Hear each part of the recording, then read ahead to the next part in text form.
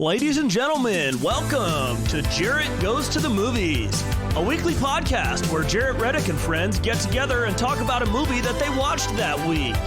Plus, whatever the hell else is on their minds. Get ready for the best hour and a half you'll have in the next hour and a half. Here they are, Eric, Casey, Sean, Amy, and because he's famous, his name's on the show, Jarrett. Welcome to Jarrett Goes to the Movies. Hey, welcome to the show, guys. This is our first show of the new year. It's not the first one to come out in the new year, but it's the first one that we're recording in the new year. And Jesus Christ, do I have a lot to tell you about. I mean, it's crazy. It's our first one. We went into quarantine for so long, and we did this remotely. And nothing ever fucking happened. Yeah, right. And then... Yeah. And, you know, the thing is that... Let's just get the COVID out of the way first. You know, I mean, we've been very careful. We've kept our world small. Our bubble has been small. Our world, our holidays were small. Everything.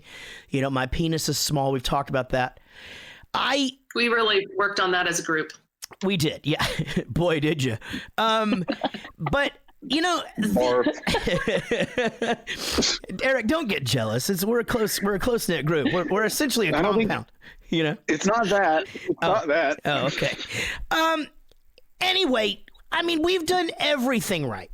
I mean, there's chances that we've taken, and not really a lot though. I mean, I've been to 2 restaurants. I think Casey's been to 4 or 5.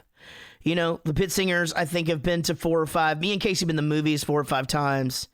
You know, the rest of our bubble, the Fishers, have been, I think they've been to restaurants. Yeah, but we literally rented out movie theaters and shit. Yeah, like, it's not, right. You know, like. Right. Oh, like Daddy Warbucks and Annie? That's right. Yeah. That's fucking amazing. Oh, it's $99 for an entire Cinemark theater, by the way. That's like less expensive than a movie ticket nowadays. Dude, you know, yeah, Kelsey came in and said, hey, we're going to rent out the theater and take all the kids to watch Elf, and you can have like 20 people in there. I'm like, great. What is this going to cost us? Yeah. Less than usual. Less than going to the movie, really, you know? Yeah, $5 a person. Yeah. Awesome. So I pick now $150 for the whole theater. And you get to choose between 500 movies. So, like, fuck, man. Let's just move in. Anyway, we had a small holiday, and turns out my wife she had quarantined because she had been exposed. And on the last day, literally went to go get checked as a courtesy to the rest of the world. And I'd already done it once. And she'd already done it on the 5th day. So, and she was positive. So, you know, it's a scary thing. It's a scary deal. And I, of course, was on the golf course.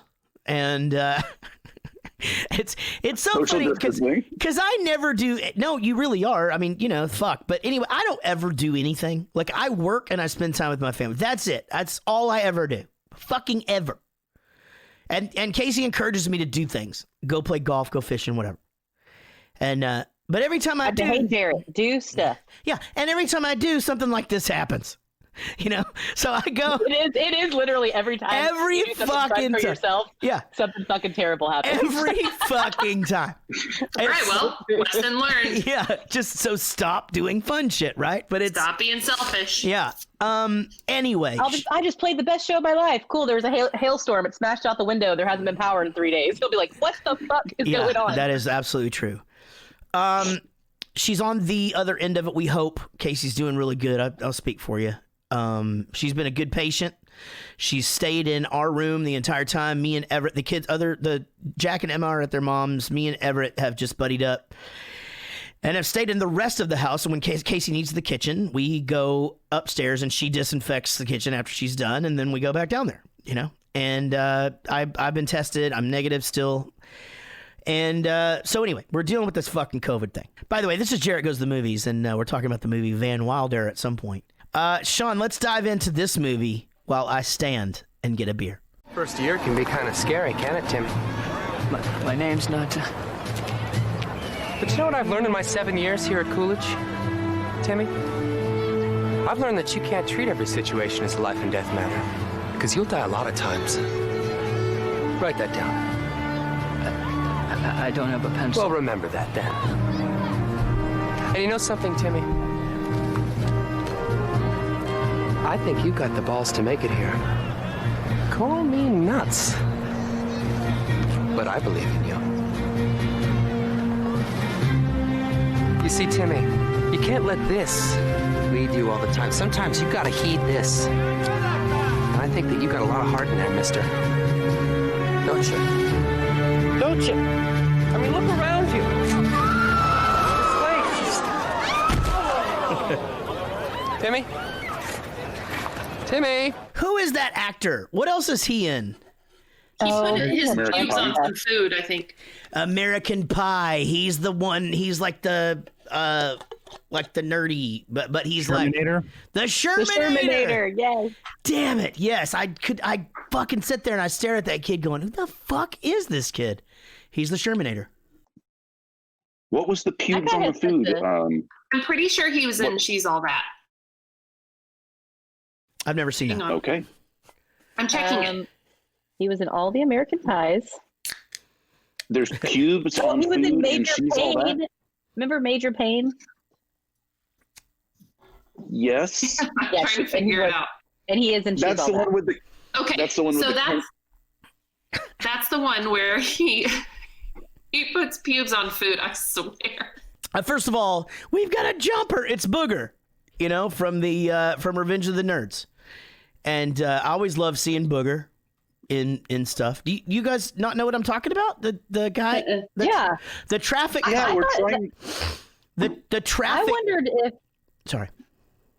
I'm sorry. I wondered if they intentionally put a bunch of people from school movies in here. That's what I thought too. So, and I sort of pointed them all out, but yeah, I loved that. And again, who the jumper, Tim. Then I just started thinking about this kind of movie, and when I was a kid, there were a lot of these. Animal House, probably the original, and it just sort of went on from there. It was different. They were basically. It's sort of like. How I say they make Freaky Friday. They make that twice a year. They just change up sort of how they're, what are the circumstances. It's the same fucking movie. They just redo it all the time. And thank God they did the Lindsay Lohan one, because there's a gold record back there with her on. Whoop, whoop. But I just remember there was Jeremy Piven did one of these, and what was it?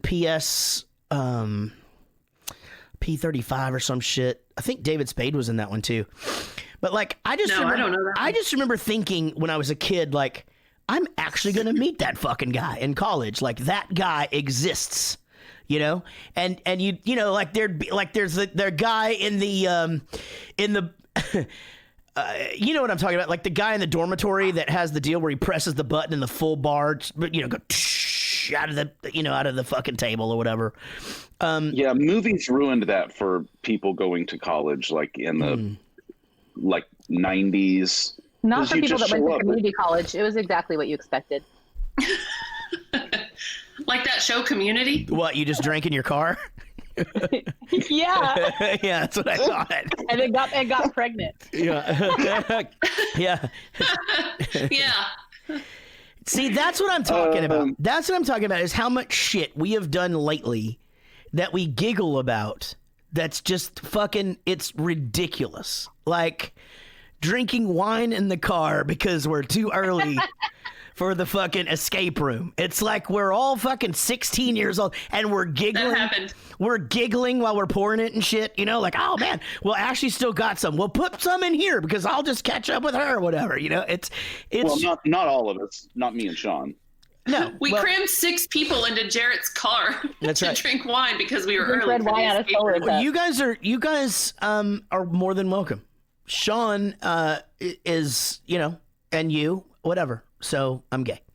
All right. So everybody wanted to be this guy. How about when they're interviewing for the assistants, and obviously everything goes over the top. This is very National Lampoon's here. So I didn't feel like as I watched this, I sort of just kept forgetting that this was a National Lampoon's movie. It didn't seem overt to me. I only got a couple little hints of like that break the fourth wall ding, like type of like there was a couple of those little Chevy Chase like moments, but otherwise I felt the exact same way. Yeah, you know, the overuse of the Foley was a big indicator for of the me. what? I mean, just of the Foley, just sound effects. Sure. I noticed it the most when the guys in the Speedo walking on the diving board, and it's going ring, ring, ring, ring. Sure. Or was it Sick Boy's room? Yes. When his neck is all bulgy and it's a scream. I lost it. Yeah. I thought that was the funniest thing. Yeah, the Wilhelm scream. So Yes. So that's just it. It's like I kept forgetting. I feel like and I realized this is a young Ryan Reynolds. They just sort of like underutilized him. You know, like I don't think they knew his potential. I yet. guess not. I really honestly thought I was going to watch this, and like in every other, I expected it to be like Real Genius, where like literally every line that comes out of Val Kilmer's mouth is something funny. And I expected that to be here because I'm just like, my God, he's perfect. Like he literally even the serious shit he says in movies is fucking funny. You know, like Because this is, besides two serious movies, this is like his first movie. Okay. Well, that makes a lot of sense. Well, and this was True. Yeah, because There's a flood, but this was his breakout role for sure. Yeah. I agree with you, because was it before this that he was in Two Guys and a Girl in a Pizza Place or something like that? Was that before this movie? I don't know why I don't even. Did you guys ever watch that show? No. Never heard of it. It's a television show? Yeah, it was a sitcom. It was really good. Oh, I had no idea he was on a sitcom. Yeah. Yeah. So anyway, as I'm watching this, it's my job to talk about it and such. And so I kept thinking, it's funny. Like I didn't like belly laugh out loud until the outtakes. Like that's really? Yeah.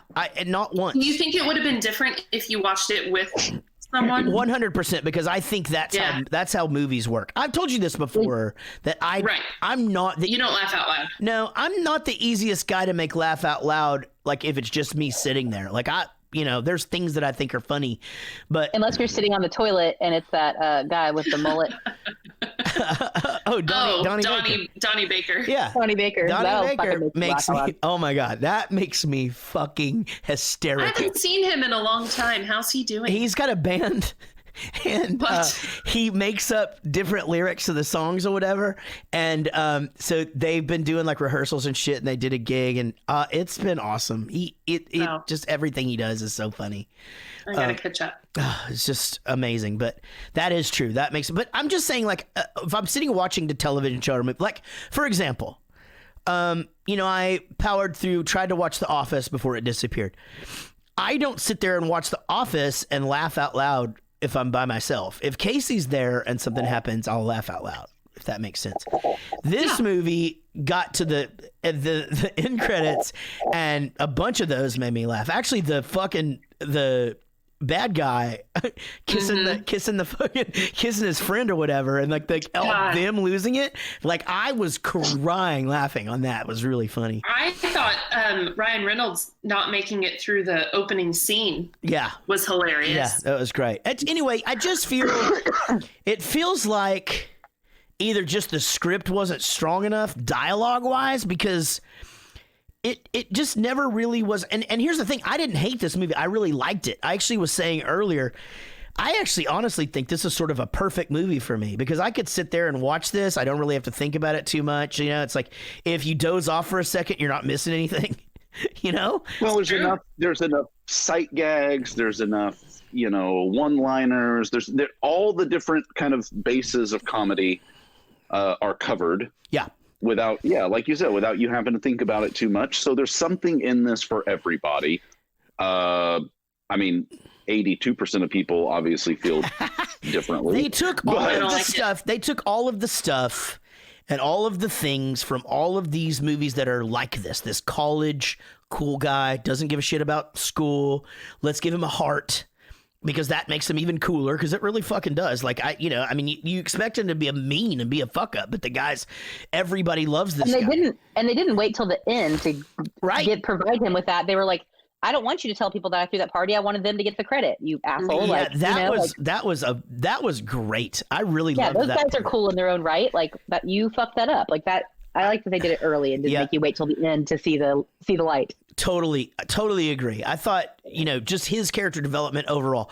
The Tara Reid, just the fact that she just all of a sudden in love with him at one point, I get it. If oh my God, Eric. Why? What the fuck happened in there? Are you okay? Did you have an earthquake? Was there an earthquake? Is your chair broken? What are y'all talking about? Hello? That's what you did. Your shit started. Oh shit! Yeah. Me and Casey are in an earthquake. Yeah. Hey Eric. God, Eric, this is an audio podcast. Let's talk about the dog balls. So, so we have a text thread, and Derek, Amy's husband, has written this app that alerts him anytime there's a car chase that's happening on really any sort of television. It's fucking awesome. And he, so when he gets it, he texts us or whatever, and we all will tune in. Unless it's in California, in a residential area, then Amy is fucking out. I'm out. Boring as hell. No, that's the fun part. That's the best one. Yeah. I digress. Now, here's the thing. Sometimes you really do. Like last night, you just watch this guy driving and you're like, okay, something's going to happen. He's going to fucking, something's going to happen. It never did. But then sometimes, like he sent me one time and like motherfucker crashed and they started shooting people and they didn't get the camera. It was fucking. Oh, yeah. That guy died. It was wild. Like fucking wild, So anyway, Derek or Eric was watching too, and I just go, guys, I got to get back to Van Wilder or whatever, and Derek and Eric, god damn it, these Dereks and Erics. Yeah, Eric goes, tough. Me too, and then I go, that dog's balls. And I had sent a picture, and it was literally that exact scene showing up with those big old dog balls. Have we talked about dog balls on the show? Like how you really just when you of course we talked about dog balls. So when you see Casey, look that up. I'm not joking. When you see dog balls, it's shocking because you just don't expect to see them anymore. And everybody, everybody spays and neuters. Everybody. Responsible people. So yes, full on just dog balls, when and you it doesn't even matter the dog. Yeah, they always look like twice as large as they ought to be, no matter what dog they're on. Well, now we know why. They're just fucking neat. Okay, Jesus, so they need to be masturbated. Autumn, who from the Tucker and Dale episode, if you're around for that one, her dog growing up, they had this huge, beautiful American bulldog, and I think they always just wondered if they were going to like stud him out or make him if they were going to breed him because he was just such a fucking purebred badass dog. They never did. And he just had these like massive balls and everybody would just be startled. Like you said, like you go in and be like, oh my God, your dog's got fucking huge balls. And it became this thing that there was no point where there wasn't like a bunch of drunk teenagers in the house where somebody wasn't pretty much just being like boing, boing, boing, like on this dog's balls. Like it was like a fucking like entertainment of the party. Like it was the weirdest fucking thing ever, and I can't think about dog balls without thinking about that dog and just feeling horrified that they were attached to that dog still. It's like a fucking what else is speed weird? Bag, It's when they neuter them and it's just like labia just hanging there flapping in the wind. Want to know what he died from? Having his balls punched all the time? Cancer. Fucking testicular cancer. There it is. I'm sure. Well, because humans are like that. If you don't relieve yourself, if you don't get that shit out of there, you fucking get cancer. That's the thing. It makes your brain crazy. It makes your brain. You can't even fucking think straight. Like this shit has to get out. Yeah, get it out. I want the I got to eradicate the poison. Poison out of me. Yeah. Has anyone here ever been like full on humped by a dog? Like, yeah, I've told this story on the show, I think. For sure. I was with my bass player at the time, And for some reason in Wichita Falls, you just always end up driving around and end up at somebody's house. It was super shady and shit. And so we go into this house, of course, and then you go in and nobody has shirts on, you know, and it's like those kind of dudes and shit, you know. Everybody's got Copenhagen in, and you know, it's just one of those deals. Anyways, dog comes up and they all go to the other room to do drugs, and I'm sitting there by myself. I'm probably 15, and this dog comes up, and sure enough, he starts humping my leg, right? Well, I think, okay, well, this is kind of funny, so I just kind of kicked a little bit, you know, like gave him a little kick there. Well, that only made him want to hump you harder. Set that shit off. I'm not joking. And he full on finished on my jeans. No. Oh, full no. on. I swear on a stack of Bibles. And I really didn't know what to do. Like, I didn't know this house. I didn't really know, like, okay, where's the bathroom? I've got to go get this off me kind of thing. Where are the eclairs? How much was it? That's he only charged me like $15. Oh, and hey-o. That was really good. When I lived in, it wasn't as much as you. Sorry, Casey, but it wasn't as much as, like, and it wasn't like super slimy. It was just like wet. You know, I mean, I was more. He wasn't even humiliated. He was stuck. He got up there, laid by me, cuddled for a minute. Yeah. I looked over. He's smoking a cigarette. He was like, God, I'm tired, and just moved the covers over, kind of like rolled over. Oh my God! Absolutely, that is exactly what happened. When I lived in Austin, I literally moved into this house with some fucking Craigslist roommate that I'd never met in my life. Like, literally just like with my shit, moved in, didn't even meet him first. Just like, I live here now. And he's got this little wiener dog that just wanders the house and is just always in my room. And it's just this thing. And it was the first weekend. I actually went up there for a weekend before I ended up moving in and stayed in the house. And I was with a boyfriend from high school. And I go to take a shower, which we have like Jack and Jill showers with this strange man I don't know. It was super cool. My parents were like, have fun, see you later. But I'm taking a shower and I just can hear through the shower like, and I'm like, what the fuck is that noise? That is the weirdest thing ever. I get out and I'm like, what is happening? And he is literally on my bed fucking crying, laughing. And I'm like, what the fuck what are you doing? And he just goes and just points like, look. And I look and this fucking dog is just going at it on his leg. And he's just like letting him do it. And I'm like, fucking kick him off. And like, just through broken tears, he just went, he's not finished. Like, you're a fucking Yeah. Get that fucking rapey dog out of here. You can't kick What a him nice off. guy, though. I know. It's really considerate. Yeah. Consider it, yeah. Good dude. Well, anyway, dog balls. So Taj enters this thing, and now he's one of the dudes from the White Castle movie, right? It's Kumar. Mm-hmm. Kumar, Yeah. and he is here to study the great American art of muff diving. And then he starts doing that fucking rant. He's just like, I want to air dry that shit, you know?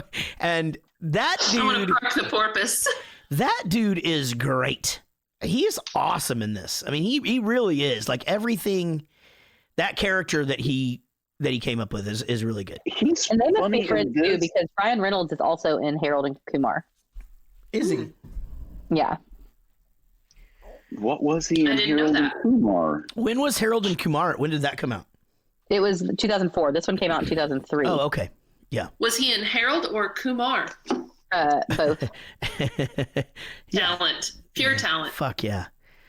Man, I didn't be honest. Like, I think I might do it with Ryan Reynolds. You know? That's Fighting. Definitely. That's one of those things that like all dudes say. Yeah, I mean, it used to be Brad Pitt. I think it still probably is, but like, I think Ryan Reynolds. Because you still want to be friends with this guy. Like, you want like a long-term relationship with him. It's not like Brad Pitt where you just want to. Yeah, Wham bam. Thank you, sir. yeah. No, but Ryan Reynolds is just getting better with age. I mean, Brad agree. Pitt is also. No, I agree. Even on this movie, he's not near as good looking as he is now. Like, it's I agree. fucking crazy. Like, the guy is just aging. You know, obviously, you know, he's fucking sexiest man alive last year, right? Yeah, it's just weird because his wife's so ugly. Yeah. Yeah. Yeah. I feel sorry for him. Yeah. Ugh, you know. Same. You would think he would do better, yeah. But, oh well. Sorry. No. Sorry. The dad, how about the dad? Just like, okay, yeah, you got to write a check for $39,000 for school. Wait a minute, he's still in school? Like, he didn't. That's the guy from fucking Fletch. It dude. is the guy from Fletch. Very, very good. He's been. Oh, I thought you were going to say he's the guy from Virgin River that I just binged. Wait, which guy? He's Doc. But he's not a virgin. He's also from. Fletch. No, it's Tim Matheson, right? Yeah. I'm going to let y'all work this out. Matheson, He's from Heart of Dixie. Me and Sean's favorite show. Oh, Christ almighty. With that fucking, is it Sophia Bush or whoever the fuck it is? Yeah. Oh, she's in Is this that movie Heart of too. Dixie? No, I don't know. She's the little seductress at the end. No, that one's Sally. Rachel Bilson. Oh, Rachel Bilson. Yeah, Right. guess who she was just dating recently? Ryan Reynolds? No. Oh my God. Ryan Reynolds has like 12 kids now. No, she just broke up with Bill Hader. Oh, I see why you're interested Yeah. in her now. There you Yeah, go. so I've had Now, because he got divorced and then he got this little petite Ooh. little slut bag hanging around, but they broke up, so it's fine. Woo-hoo. I told Okay, well, Jared, like, he got a divorce. she's probably like 40 now. She's not like a little, Yeah, she probably Wow. still looks exactly the same though. No, she looks exactly the same. There's no way she's 40. She's got to be young. Who is Rachel it? Bilson? Yeah, she's okay. She is 39. You're right. What was Rachel Bilson in? It's like Heart of One Tree Dixie. Hill or some shit. Heart of Dixie. The OC. Not. I don't. No one gives a shit Yeah. about Heart of Dixie. That piece of shit. Yeah. Kelsey tried to make me watch that baloney. Sean cares. Lucy Murray goes, isn't Taylor Hanson who has all the kids? He actually just had another kid. Oh my God, there's Oh. so many children. There's just Are so they many. Mormon? No, but they're doing their own thing. Somebody asked his wife on Instagram, "Why are you having so many kids?" And she's like, "Well, my husband's just so attractive." And that was it. Yeah, I mean, I think Gross. their thing was they come from a family with a lot of kids. They just all have a lot of kids, right? I mean, that's what they do. Well, he comes from a family of 4. Doesn't Zach have more kids than Taylor, or at least did, No. right? No? Okay. Well, I thought he did. Zach has 4. Isaac has 3. What about Jeff? Jeff Hansen. Well, Chris Nobody cares Hansen. about Jeff. he's It's Mac, by the way, and he just got married, and so he has 1. he's locked in the basement like the guy on the Goonies. No, And he's Chris doing fine. Hansen Aw. Oh, I'm sure would he like is you to doing take a fine. seat. Chris Hansen touches all the children. No, Chris Hansen would like you to No. have a seat right here. No, You're free to Chris go Hansen- whenever you want. Chris Hansen stops you from touching. Yeah, that's he what does. I would say too. If I wanted to touch all the children, I would be him. I'd be I'm like, totally obviously, I making a didn't do it. show. Yeah. Yeah, I was here the I'm whole time. saving all the children. I'm not just Wait, is finding it- out where the easily accessible kidnapped children are for myself. Right. It's Chris Harrison that touches all the children. It's The Bachelor. So, well, here's some more characters. So, Tara Reid, obviously, and then the guy at Ooh. the guy at the newspaper is the dude from That Thing You Thomas Do. Everett. He's in Thomas Everett Scott. He's in fucking everything now. That dude. I swear, upon first glance, I thought that was Kirk Cameron. Oh, I mean, I interesting. immediately kind of readjusted. Yeah. but I He's thought it was actually Kirk. who I named Everett after. Kirk Cameron is who you named Everett after. What? That is kind of weird, but I can see it, and I support you on that. Huh. That's not true. I just said that because it Yeah, was funny. that's definitely not true. You named after him after the guy who did the New Year's the other night. No, that's his middle name. Yeah, totally. Did you guys watch? His name's Everett Anderson Cooper. Anderson Cooper. Right. Did you guys actually watch any of that train wreck? It was Yes. so good. I actually went back and rewatched that shit, and I'm glad it happened. Yeah. No. I only saw Jennifer Lopez. Oh, Jennifer Lopez. No, it was the Anderson Cooper and Andy Cohen shit show that was so. Yeah. Oh, I missed that. I would Oh, love yeah. that. Oh, I didn't know who the fuck Andy Cohen even was. I did not know their friendship or their history. And I went way. through a rabbit hole for like 2 hours the other day because I'm bored and locked away with COVID. And they are the fucking funniest bunch of people. And now that I've seen that they've been friends for so long, some of the shit they said on New Year's it was crazy, but it like was funny. Who is No, they Andy are the Cohen? best. Andy Cohen. He's the owner of Bravo. Yeah, he created of all the Real Housewives. He created the Real Housewives, and basically now he owns Bravo, and he is essentially like the king of that world. Like he's insanely wealthy. And he was just like crazy, wealthy. off the rails, and just says like the craziest shit ever. He's like the gay Oprah. And I'm not trying to be funny. Like that's exactly who he is. He has a show and a book and a magazine and a this and a, like it's nuts. But oddly, his private life is pretty private. I mean, he adopted his son recently, or was it a surrogate situation? Yeah, but I think it was a surrogate. But what's funny is Anderson Cooper had a surrogate baby as well, and I guess that since Andy Cohen's son is a little bit older, they give a lot of their clothes to Anderson Cooper. They call them Vinnie down and all this shit. And in the middle of the New Year's thing, he was like, well, since I gave you all these clothes, I decided to make a collection of these photos of both of our kids wearing it, because Anderson Cooper's baby got voted cutest baby ever, and Andy Cohen's baby got voted out like 2 years before, to do a who wore it better portion. And the whole time, like, Anderson Cooper's like, this is so wildly inappropriate. Like, I don't want to play this game. And he's like, no, I'm just saying, my kid obviously is cuter in this one. That one, my kid looks shitty and yours is better. But let's be real, this one, like, my kid's the cuter kid. And it was just really funny. Then he was like, hey, you want to drop acid after this? And said, shit was crazy. Hey, Eric, what were you doing the other day when I saw you walking down the street? And what did you just finish doing? Sucking multiple cocks. Oh, okay. Okay, yeah. I can still hear you.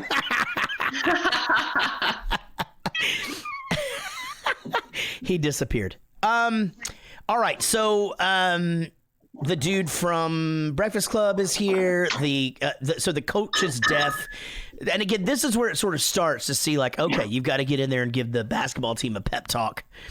Now, here's where we hear our first Sugar Cult song, and I wrote down Sugar Cult. I'm all fucking excited, like Sugar Cult. This is great, right?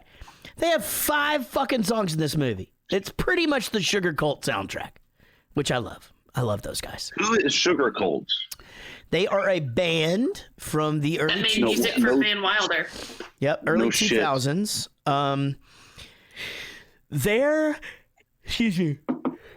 singer Tim Pagnotta is now like the new dude. He's writing like all the Blink-182 songs. He wrote "Shut Up and Dance with Me" and Steve. Yeah, and I've never heard you not say Steve. I know. Yeah, that was the first. Was it hard? Did it hurt? Well, I had just yawned and I needed to sniff. And then I need to do that. This whole thing. All right. So, so when the dad shows up and he's not wearing panties, so it's a party foul. Like, there's something that would literally never happen. Like, you're not ever going to see a guy in a fucking trench coat at a college party and be like, okay, you're not wearing panties. I'm going to pour this. And if you do, you're going to run. Right. I think it was jammies. Oh, yeah, it was pajamas. I thought it was panties. Jammies. I'm not sure they checked his panties. Well, it was like a cross-dressing pajama party. So we did see him party, by the way. So, okay, I was wrong. We did see he was in the midst of partying. He was in the closet with the girl wearing the appropriate outfit. Yeah. And he was doing good. Now, this is where like the National Lampoons kicks in, is when he goes to the meeting to try and stay in school, and she's like, are you trying to seduce me? And like, so here is, okay, how far are they going to take this? Where are they going to go? That I think they did a great job. Really far. It's really funny. And then the payoff is, okay, here, fill this out. It's the standard payment extension form. And he's just like, oh God, I didn't have to do that. But aren't you glad we did? Yeah. Oh, Sean. You can either mail this in or drop it off. Go, baby, go! Mail it in! Mail it in! Mail it in! Van, you must make 4 monthly payments of $5,000 each. I'm sorry, Taj. I'm gonna have to let you go. I don't have the resources to pay for your services anymore. A good soldier does not leave his commander just because he lies wounded, arms torn off at the sockets, intestines spilling out onto the mud picked at by the birds. I will stay on at no charge. Okay. Exactly how much money do you have? He has only $34. Damn, Van. What the hell are you gonna do with $34, man? And Topless Tutors is born. Tutors. I just that's got a good it. That's idea. hilarious. Yeah. Yep. And Tutor. I saw none of that clip at all. I saw the old lady. It was frozen. it's on you, buddy. It's on your end because we're all doing great. I saw it. It's good. Yeah. How long are these AirPods supposed to last? Because I thought I charged them all day. Now I'm getting. I Googled it, and it said 3.5 to 4 hours on a full charge. Well, obviously not, because I got to switch this shit out. Do you have the? guys just? Do you have the new ones? So what Apple does is when something new comes out, they make the other thing really shitty. So sorry, buddy. Okay, What a loser. Y'all continue on. These old last year's earpods. So we've lost Sean. We've lost Eric. So it's just us, guys. It's like COVID all over again.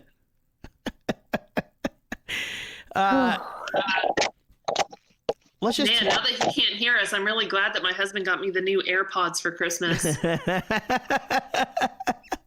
can't keep them in my ears. I can't keep any AirPods in my ears. Even the new ones? No, these ones even have fallen out like 3 times. I don't know what's wrong. My ear holes are deformed. Well, Maybe you should get surgery. They make different sizes. Yeah, and they have little adapters. Yeah, probably to like gape them open a little. Yeah. The old ones didn't say at all. Metal 89 No. says they fall out of his. You can't hear us? I think he's doing this on purpose, guys. Yeah, I think he's pulling a Sean. Yeah, me too. Are you doing some You're acting? doing- You're doing a really good job. I'm proud of you. This is the fucking best. You're doing, Okay. you're doing real good.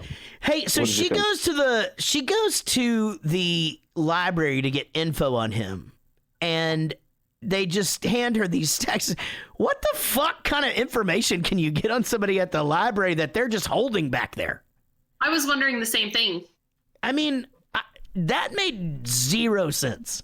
Like, And then how did that person know that he didn't come out of his shell until, what was it, sophomore year or junior year or something? Yeah. Maybe it was like his records, like his like infractions or like. Well, that was definitely that. Okay, I see what you're saying there. Maybe this is why 82% of people didn't like this movie, because they just found it too unrealistic in this specific instance to be able to give it any more. Hey guys, credibility. Sean is gone, so anything you say about him right now, he won't know until he edits this episode. Never And then mind. you're going to give us clips. I forgot to say earlier that Sean also gives thoughtful gifts. Oh fuck, he's here. Sean does give. I've always found Sean to be rather handsome. Does give thoughtful gifts, man. Like he fucking got me this year, like something I wouldn't even have thought to get myself. Okay, so I can hear you guys, but I can't see you. You're all frozen, but I came in on the right part. And Okay, now say nice things, but like make fucking crazy, stupid faces at him, like you know. I got you guys gifts, and they actually just arrived today, so I'm going to have to ship them out to y'all. I got gifts too, but I'm going to wait until you can open them in front of my face. Well, you guys got gifts here, but one of them is socks, and I used them. Amy, sorry about your luck. Did you get me socks with Eric's face on them? Do they have extra compartments? Well, oh, this is coming full circle. I hand sewed that prototype. Go on. I know, and it's so good. I still have it.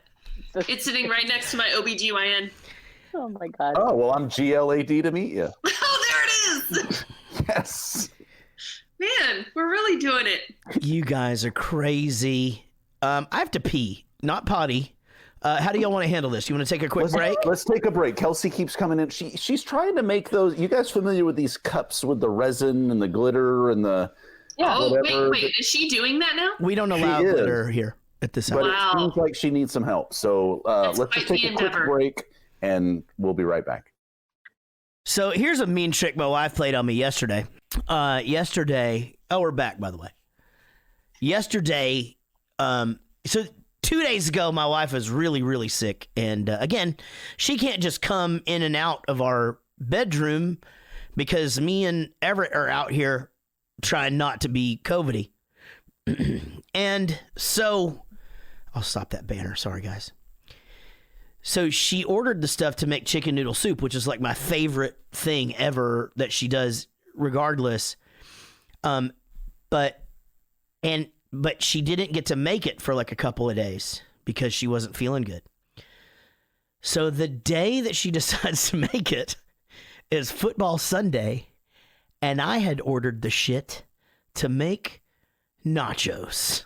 Oh no. Yeah.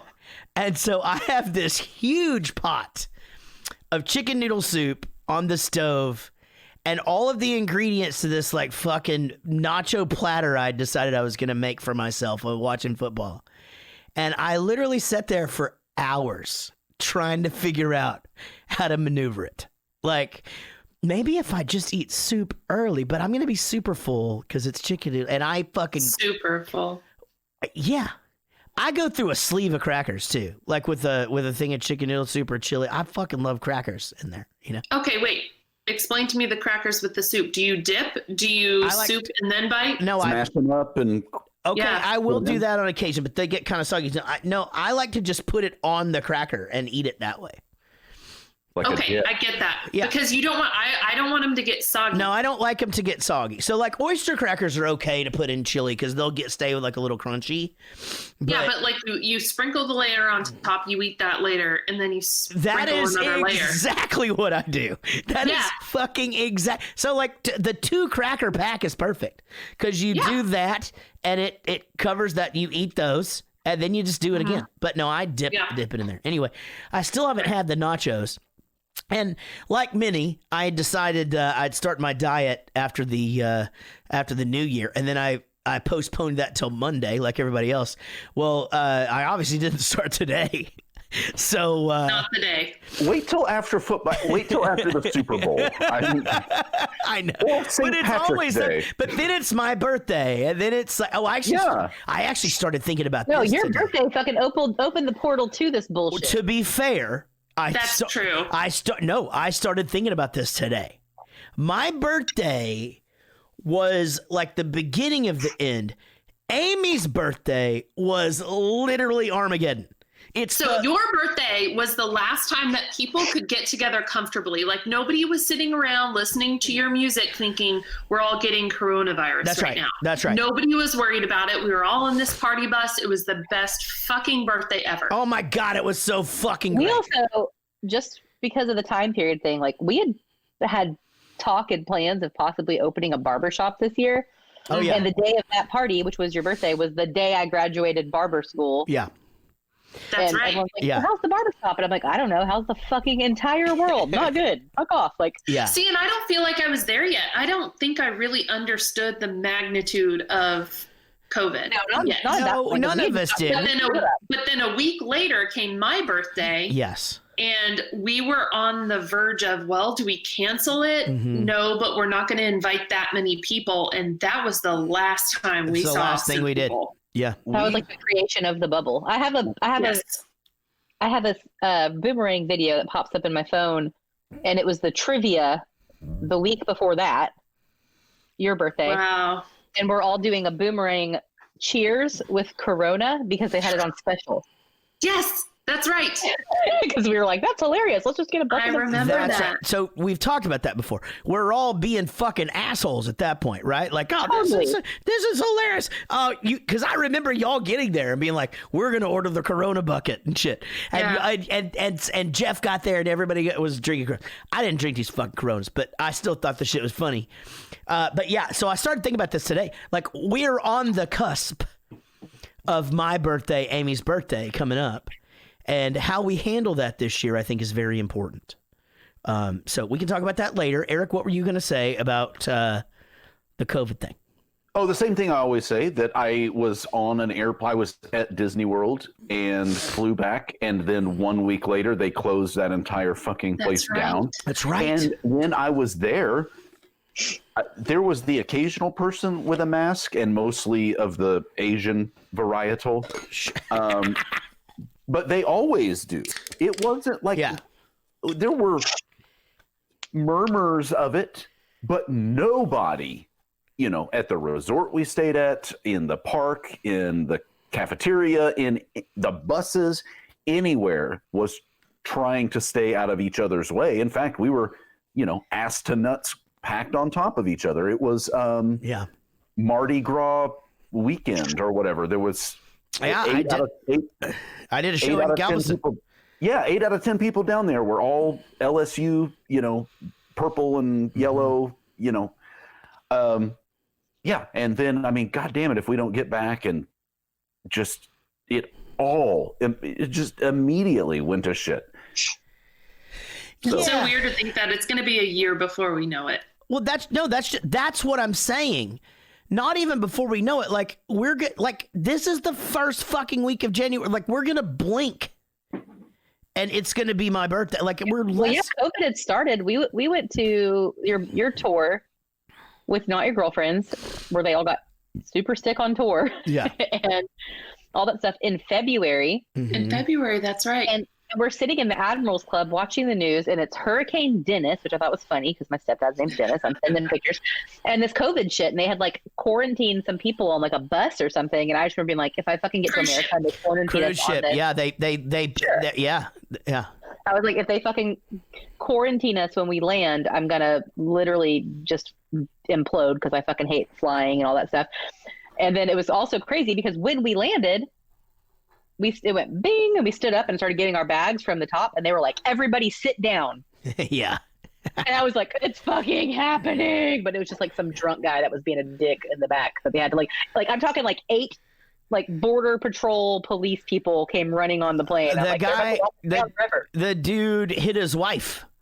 Oh yeah, he like choked his wife. Multiple times he was Middle Eastern early on this 10-hour flight. And and she just sat there and cried, and like there was it was a whole goddamn thing. So they had a little she girl. wasn't like into it sexually or anything. Yeah, like what did she do? It didn't. I think maybe it was just because Thank you, Amy, asking the tough questions. Maybe it was just because the kids were there, but I don't know. I don't know what these people. Yeah, maybe did. it's just because of her tiny child crying because she just wanted her backpack. I heard her. Did she take off her shoes? Because I know a lot of people hate that. I heard this. I heard I need to go potty, and then he just knocked the shit out of me. I told you not to say that in public. Okay, wait. I will take my shoes off on an airplane. I don't give a fuck. Yeah. Oh my god! I just saw it on Go to hell forever. Today Show. But listen. I take my shoes off and I wear those like big fluffy sock slippers. Airplane socks. That's what they're for. No, that's not. No. That's not what they're for. That's not. That is exactly it. Yeah. No. They sell them as travel socks. It's true. You can build. I could make a plaster cast of my penis and call it the world's largest dildo, but that doesn't make it true. Hey, Eric. No. So what she's saying, she swell up when you're on a fucking airplane. It sucks. She's not wearing the socks all the time. So she takes off her shoes and then she puts these thick socks on, so they're covered. It's not making a smell. Yeah, they're like smell keepers. I don't now I can't do that. I can't smell anything anymore, so now I can't tell. Problem solved. Honestly do not give a fuck. I fucking take my shoes off. I don't take my socks off. But I've never taken my shoes off. I would never put them up on the fucking chair next to me. Like y'all are fucking animals. Y'all are ridiculous. 14-hour flight, man. You fucking fly 14 hours and your feet and knees start to swell. You take your fucking shoes off. They're fucking hard as shit to get back on, by the way. You don't take your normal shoes off. You take your fucking shoes off. Right. Like the shoes that you wear when you're fucking. Yeah, the fucking shoes. Yeah. Because those are the ones that get sweaty. It's the pumps, They. I will take my fucking shoes off. I'm to a point now. I think like early in traveling, I think I was probably more against some of the things that I'm okay with now. Like, story. And I straight to my friend, she was appalled at my behavior. There was a time that on the way home from a Bowling for Soup tour, I got hammered on an airplane, and I was in like no space aisle, and I literally went to the bathroom, and on the way back noticed that a guy had 3 empty seats next to him, and I went and fucking laid in all 3 of those seats. Yeah. Okay, well that's fine. He had a full aisle to himself, the dream seat, and I fucking went and stole all 3, and he couldn't do anything about it. Did you guys used to go skating? Anybody ever go skating back in the day? Roller skating? Yeah, Interstate, Louisville, Casey. Thunderbird roller rink and plane. I do. I wasn't allowed to go to the lockouts because that's where everybody pretty much got their first dirty 100%. You basically got into 7th grade and you just went over to a booth and stuck your finger in somebody. That's how it worked. I didn't get to go to the lock-in, and so my middle school boyfriend, you know which one, Jarrett, went ahead and just went for the other girl, the one that could jam skate. Yeah, and then he put all of his fingers inside of her. But and he had dirty fingernails. I'm sure it was not good. That is fucking gross, actually. Like, man, that's fucking disgusting. Yeah, but you think 7th grade hygiene, like, that's okay? No, I washed my fucking hands all the time. Like, even at that, you had to step on the little sink thing at the skating rink. Well, when you were in 7th grade, I wasn't alive, so. That's true, yeah. Well, step on the sink thing. I did have my finger in somebody at the skating rink, and so did everybody else. And what was his name? Well, of course, Ricky. Ricky from the skating rink. Everyone knew that guy. Ricky from the skating rink. No, I mean, but man, skate roll was like 40, a thing. but that's okay. Oh, skate boy Rick. He was 43. Skate boy Rick. You know what's crazy about skating rinks though? Is like they all look the same. Like, how is, you know what I'm talking about? Like, they're in like an oval. Well, not just every time. I mean, Jesus fuck. It's like not a figure 8 or anything, you know, where you got people crossing traffic. They didn't make it a square or a cube. Okay. All right. Okay. I was just trying to say, like, you know, they have the same carpet and the same lights and shit, but it's fucking fine. Anyway, so y'all don't remember skating rinks. That's fine. So Richard's party sucks, and Van Wilder is the fucking party pimp. And, yeah, there's that. Your cash camel has arrived. I wrote down that line. Here's something we need to get out of the way. Eric, did this make you horny? All right, so each week right here on this podcast, we ask Eric, at any point during this movie, did this movie, Van Wilder, Eric, make you horny? Yeah, for sure. So this movie, like you said, was really good for the casual watch because it kind of didn't require a bunch of thought or anything like that. We have watched some movies that had some kind of sexy parts, but they were like really involved movies like American Beauty or whatever. And so you can't like get that horny. This was perfect because it had hot 2002 Tara Reid. It had titties. It had dog balls. That was the first time I got horny. I would say there were several times throughout this movie that I got horny. So I'm happy to report in, Jarrett. Yes, this movie did make me horny. All right. Congratulations on that. Thank you. I'll give you the clap for that. Look, here's the thing. I want to say this, and I talk about this a little bit on 5 Questions. I'm not sure what he leaves in, so I'm just going to go on and say I didn't pledge a fraternity. You know, I know people do, and I know it's a good social thing to do, and you do this, and I definitely played a lot of frat parties. I went to a lot of frat parties. I got a lot of free beer at a lot of frat parties. Same. I mean, to be fair, you know, I'm sure I will go to another frat party in my lifetime. I'm certain that will happen. I'll be a 50-year-old. Yeah, I mean, because it happens. Wait, like in old school, can we make our own? It's at shows. It's at like when we do shows and stuff. Oh. But I gotta say, man, I just don't know. Like with the hazing thing, like I just don't think I have that in me. I don't. I just feel like this goes against everything you've ever said to me, trying to defend the super, super inappropriate shit you do with your male counterparts in the band on the tour. But you always say it's like a fraternity. Yeah, but I'm a part of it, and like if it's gonna hurt, like I'm fucking laughing about it too. Nobody's laughing at me. You know what I'm talking about? Like, so it's not like a fraternity. I don't need to be called maggot and stuff just because I fucking pull my pubes out with a set of needle nose pliers. It's actually faggot. Really upset. You seemed really upset about this maggot thing. Well, I just couldn't think of anything else. That I mean, you know. Anyway, I don't like to be talked down to, you know. And I'm you do. Yeah, you do. You little slut. Yeah, you do. Jesus fucking. Yeah, you like that? Yeah, I bet you do. Everything else, you're okay to be in a fraternity as long as you're the head of that fraternity. Yeah. Oh, 100%. Yeah. Yeah, if I'm in charge of it. But here's the thing: I wouldn't do the thing where you know you where you degrade people. Like it would be more of like either. I would never do that. I would walk out of the room and go find other friends. I think it would be more of a dare type. Like, I think it's funny. I really do think it's funny to paddle somebody in the ass, but as long as they're cool with it and they're in on the joke, like I'll let somebody hit me with a paddle fucking hard. And you know that. So it's Casey. As long as they, but hello. Casey, sincerely, like there's not much I wouldn't do, right? As far as like pain is, I will. No, I'm talking about like in our we'll call it courting because that sounds nice. Like phases of our relationship. Like we were not married people. We were not like, and like it was literally like, hey, I bet it'd be funny if I tried to. Let's see where it hurts the most to pull hair out of your body with these tweezers. Yeah.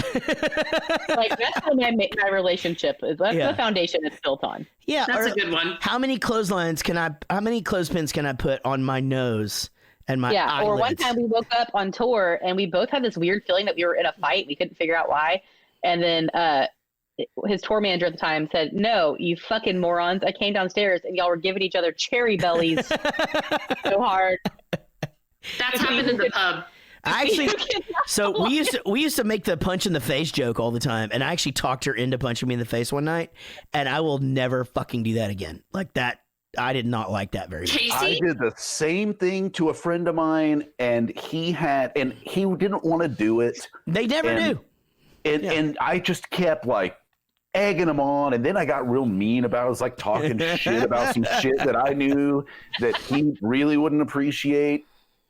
And then he stood up, and luckily, like right at the last moment as he swings, like I think he had the foresight to think, this is just a tonight thing. Eric doesn't really want to get punched in the face like in real life, but everybody's been drinking a bunch. So that motherfucker like opens his hand up at the last second and slapped me so hard in my fucking ear. I just wish he would have punched me in the face. Like, couldn't hear for a week. In the ear is bad. That's a bad. Like in the face, that's a thing. But I mean, like we slap you. I mean, like so Jason, you fucking pussy, punch me next time. Yeah. I just think that if I could give any marital advice or relationship advice to anybody about a long, loving marriage, would be like, just be bros, right? Like that's our deal. Just chug some Goldschlager. I think I would ask any dude to punch me in the face over than Casey. No, I don't want Casey to hit me. She can probably fucking hit. Dude, she has incredible strength. I've seen her throw a football. It's insane. It's insane, yeah. It's weird. It is weird. I always tell that story that this one makes Jared uncomfortable for some reason. That whenever Jack was little, we were outside playing football, and I'm like, go long, and I'm throwing the football because I could throw a fucking football. I can't catch one, but I can fucking throw it real far. And he's just like, that's so cool that you could throw a football. Like, my mom and my sister can't do that at all. All my mom can do is the splits. And I'm just over here like, man, I feel like I'm really winning in this like new giant man stepmother contest. Super cool. They can all just do the splits, and I can throw a football real far. That's super fucking neat. Let's go inside and eat. We should make that our New Year's resolutions. Let's do the splits. Oh my god, I don't think I'd ever get back up. How about you all just learn how to throw a football? But Everett was doing karate. Come up to my level. Everett was doing karate the other day, and he goes, "Yeah, and they're probably going to ask me to do the splits." So I just go, and he did the splits, and I went, "Oh my god, I had no idea that he could do it." It was fucking crazy. Really cool. Did he actually do it? I know he did it. He fucking did it, and he did it like John Travolta, man. Like he popped down into that position. How about the hockey bit, guys? I love that. You guys see the hockey bit coming? Like I figured that's of course what was gonna happen. Shit that ever happened on film ever. You didn't think it was adorable? No, it was so dumb and hokey. It was lame. I need to see who played her part. Right. I thought when she does, she goes, "My brothers play hockey for the Rangers." And it was just like, I thought that was kind of cool. Which is stupid because the Rangers are a baseball team. Idiot. That's right. All right. Well, this just in. That was fucking funny. Shut up. This is the second time Vinny's told me "fuck you" or "shut up." So one more time, Vinny. Dang. Giving you one more shot. Is he drinking? Is Vinny drinking? I don't know, but he needs to act right because I don't want to make him cry, but I will. Oh, Jesus. And now, Jared Goes to the Movies presents everyone's favorite podcast game show.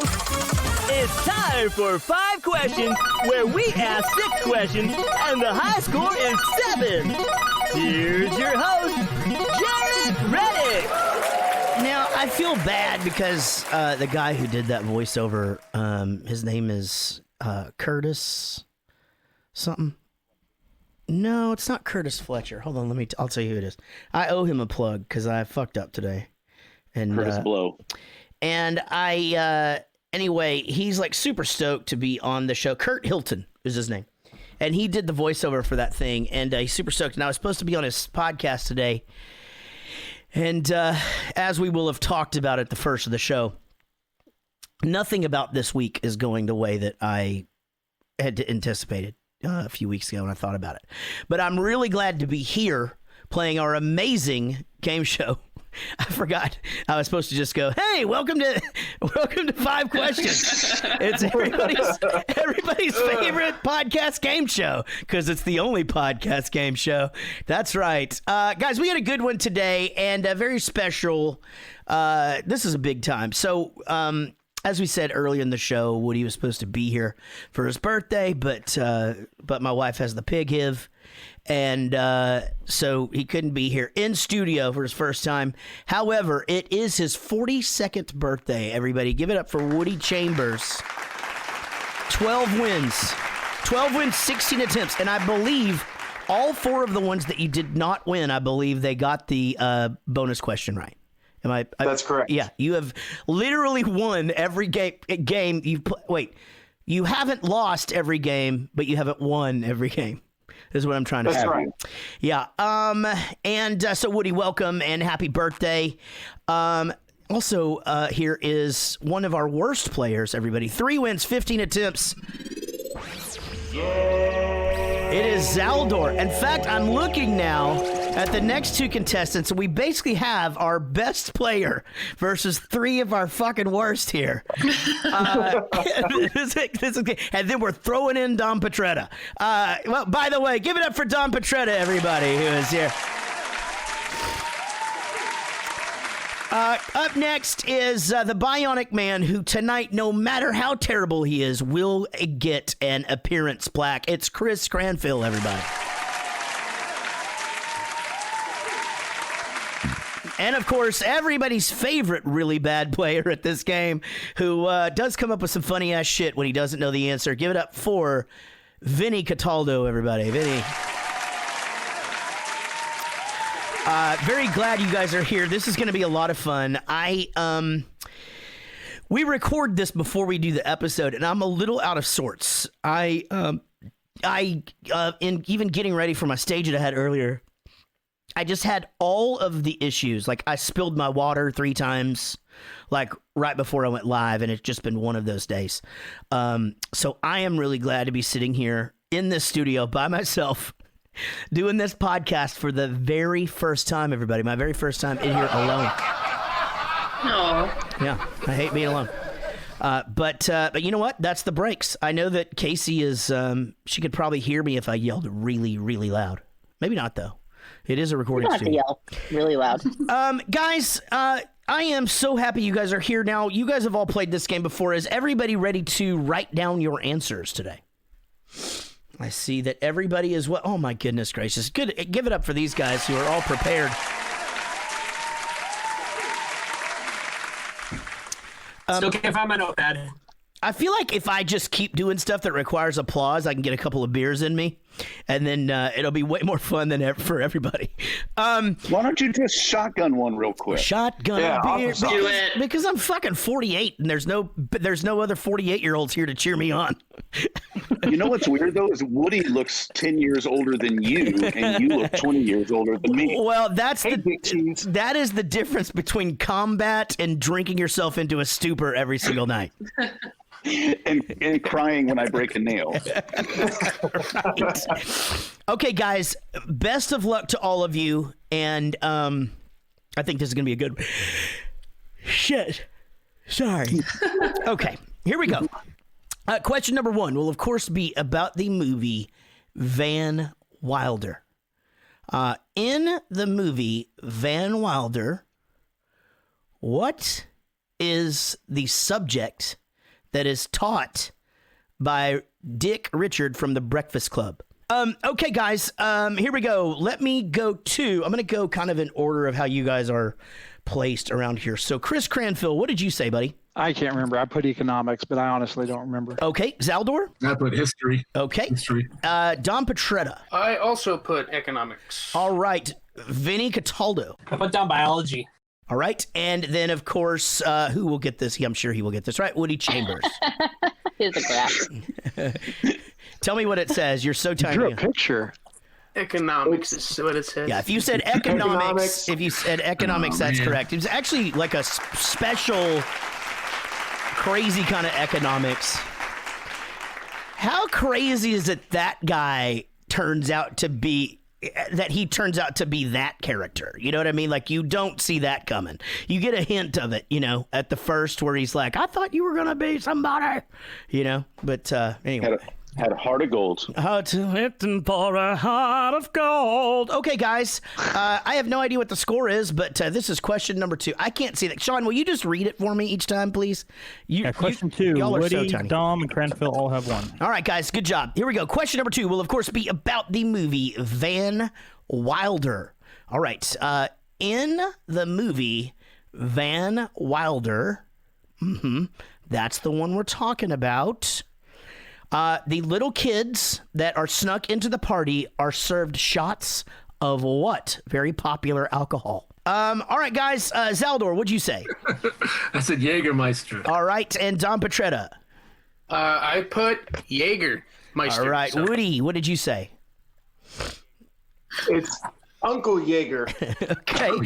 Vinnie Cataldo? Now you know why I'm bad. I put vodka. Oh, darn it. And then Chris Cranfill.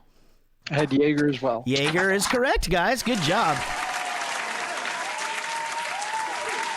Everybody but Vinny on that. Nope, remember, it is anybody's game until the very, very end, and that's why it's called 5 questions. Okay, guys, here is question number 3, which will, of course, be about the movie Van Wilder. All right. Ryan Reynolds is the funniest person who has ever lived. That is true. I was going to give you a true false, but instead, I'm going to say this. Ryan Reynolds has played 2 superheroes. Name them. Okay, guys, let's go to Dom Petretta. What are the 2 superheroes that Ryan Reynolds has played? That is Green Lantern, the Hal Jordan version, and Deadpool. All right. Woody Chambers? It's Green Lantern and Deadpool. All right. Vinnie Cataldo, you had to have gotten this. I came up with 1. Deadpool. Okay, that surprises me. Chris Cranfill. Green Lantern and Deadpool. Good job. Zaldor. Green Lantern and Deadpool. Very good, guys. I love all the dorks that watch the show. Just the dorkiest dorks that ever dorked. And in no way is that depressing. Okay, guys, question number 4 will, of course, be about the movie Van Wilder. This is a pop punk question. Good luck on this. What pop punk band from the early 2000s has 5 fucking songs in this movie? What early 2000s pop punk band has 5 fucking songs? Every time I just kept going, God damn it, there's another one. Now, these are friends of mine, so I'm happy for them. But my God, I didn't even know that was a thing. Like, I feel like the music supervisor just was like, you know what? I like this album. Fuck it. Just play this. And we'll just sync the movie to it. It's like the Wizard of Oz and Dark Side of the Moon, right? You just put this album on, watch Van Wilder, Sweet Dreams, Melatonin, all that shit. Okay, guys. Vinnie Cataldo, you are up. Oh, no. Actually, it's Woody first. Woody, what you got? Sugar Cult. All right. Vinnie Cataldo. Put Oasis. All right. Chris Cranfill. Big question mark. All right. Zaldor. I said American Hi-Fi. Oh, okay. Good guess. Don Petretta? All right, I took a wild guess here. I wrote Jimmy Eat World. Okay. They did have one song in there, so you were closer than the rest of the guys, except for Woody, who did get that right. That band was Sugar Cult. They opened that movie. American Hi-Fi does have a song. Yeah. They did have a brief song in there, didn't they? Yeah, they had a brief song in there. Yeah, it's not one of their big ones, right? Was it The Art of Losing? All right, Sean, what's our score right now? Hey, Jarrett. We have Woody with 4, Dom, Chris Cranfill with 3, Zaldor with 2, and Vinnie with a goose egg. That is right. So remember, guys, it is anybody's game all the way through this thing. And good luck to you as we go into question number 5. Okay, guys. Number Johnny 5. Ow. All right, guys. I'm gonna throw a softball here because I want everybody to get on the board. When the pledges at not that dorky, I mean at the really good fraternity that you're supposed to want to get into, that none of us really want to get into. When the pledges are up on the ledge and they are about to jump off into a bed of broken glass, what exactly are they jumping into? Okay, Vinnie Cataldo, what you got? Pull the Vinnie. I don't know. Oh, man, I thought you had that one. Chris Cranfill. They actually did this in my college, but I don't know if it's right. It's cereal, Frosted Flakes. All right. Let's see. Zaldor. I said Doritos. All right. Don Petretta. I said Doritos. And Woody. Doritos. He swept it, guys. It is Doritos. Cornflakes was a good one. Okay, guys. Sean, what's our score?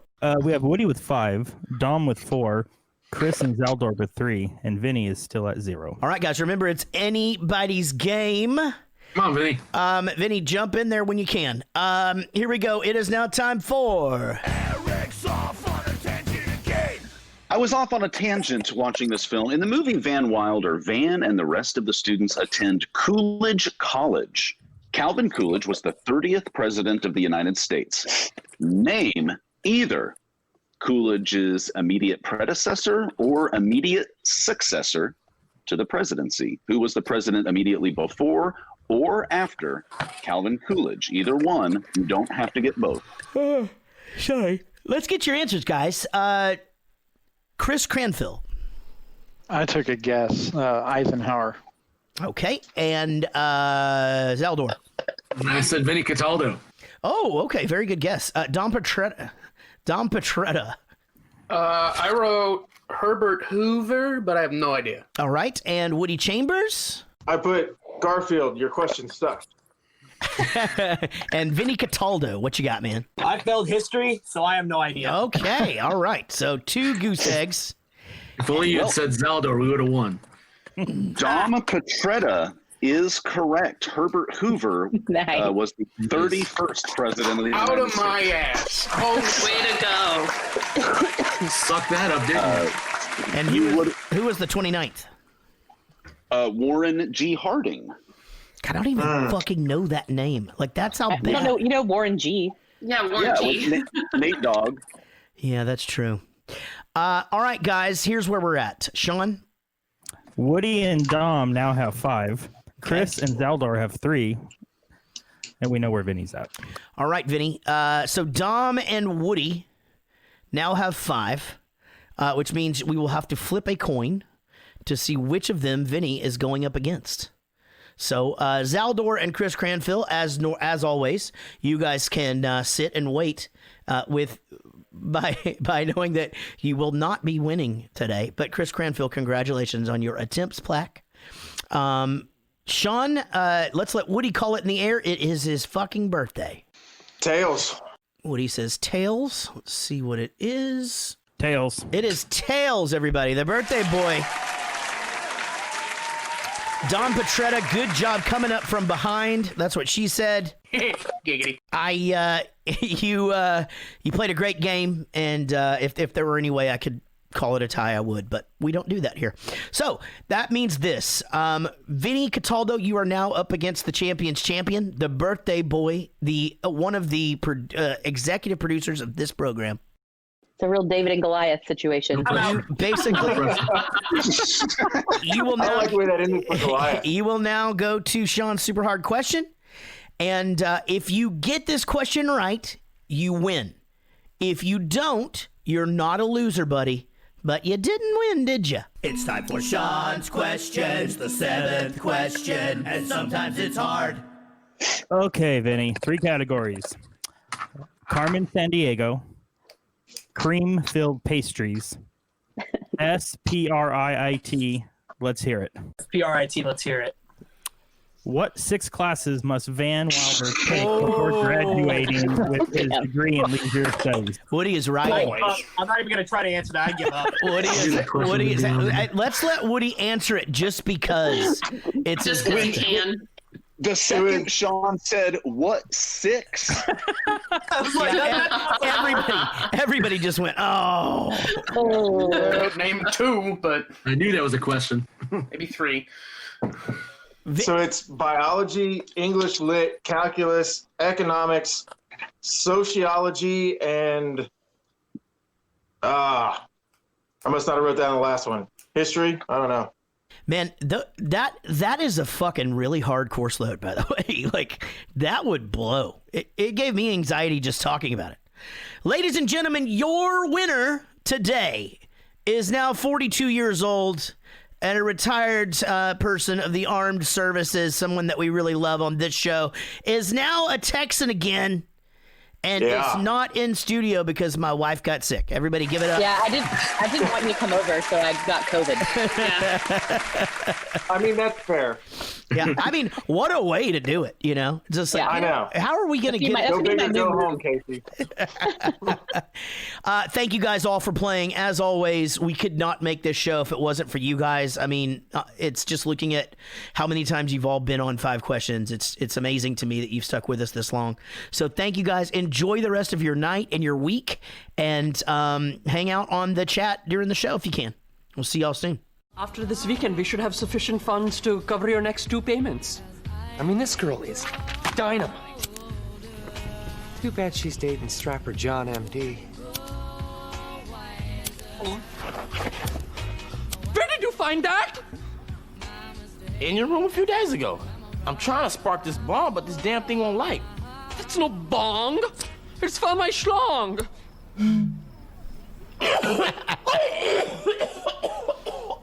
Oh, God. You mean I put my mouth on your cock pump? What the hell?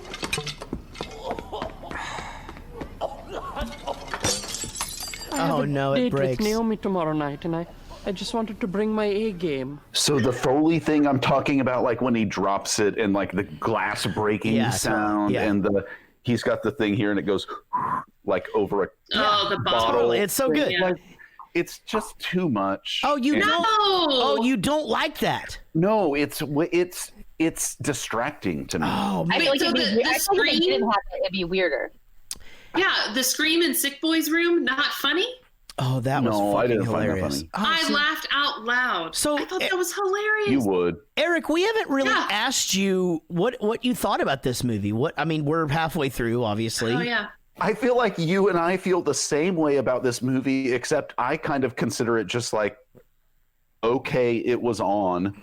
Yeah. But you think that that's somehow good news. Oh, no, because would you recommend it to another person? That's a fair question. Yeah. Would you say you have to see this movie? No. Or you should see this movie. It's funny. I feel like the only reason you would say that is like if someone asked me, hey, have you ever seen the movie Van Wilder before? And again, you got to remember, 18 years ago, so I would have been like 25 and might have found this a whole lot funnier than I did at 43. But I guess I would tell someone like it had its moments, and I wouldn't tell them that it was the stupidest, shittiest movie ever, like Beetlejuice. I would just say, yeah, it was fine. I thought about that too, because when this came out in 2002, I was 11 or 12, right? Like, this is literally like the peak of like Tom Green humor. Like, this is about to be like Freddy Got Fingered and shit. Like, I mean, I'm talking like crude, stupid fucking comedies. but it's the year before Old School, where I swear changed comedies completely. I really do feel that way. Yeah. But I think that I would have thought this was funny when it came out in the time. I think that we just come so far that it just feels. Wait, Casey, did you see this when it came out? I feel like I've definitely seen it. I just had to have been like a teenager. Oh, see, I remember vividly watching this on repeat when it came out. I thought it was the best movie ever. And I just don't hadn't remember seen it in so long. Just put your finger down. But then when I watched it again today, hilarious still. Yeah, loved it. Here's the way I feel about this movie. I think this would be a great bus movie.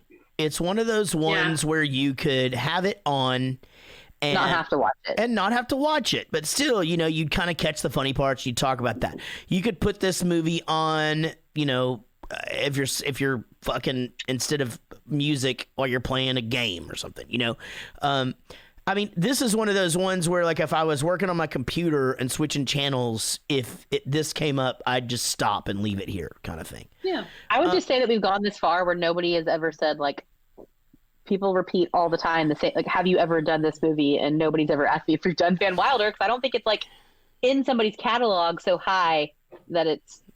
But that's just it. I don't feel like it's overtly funny. I don't feel like it's overtly.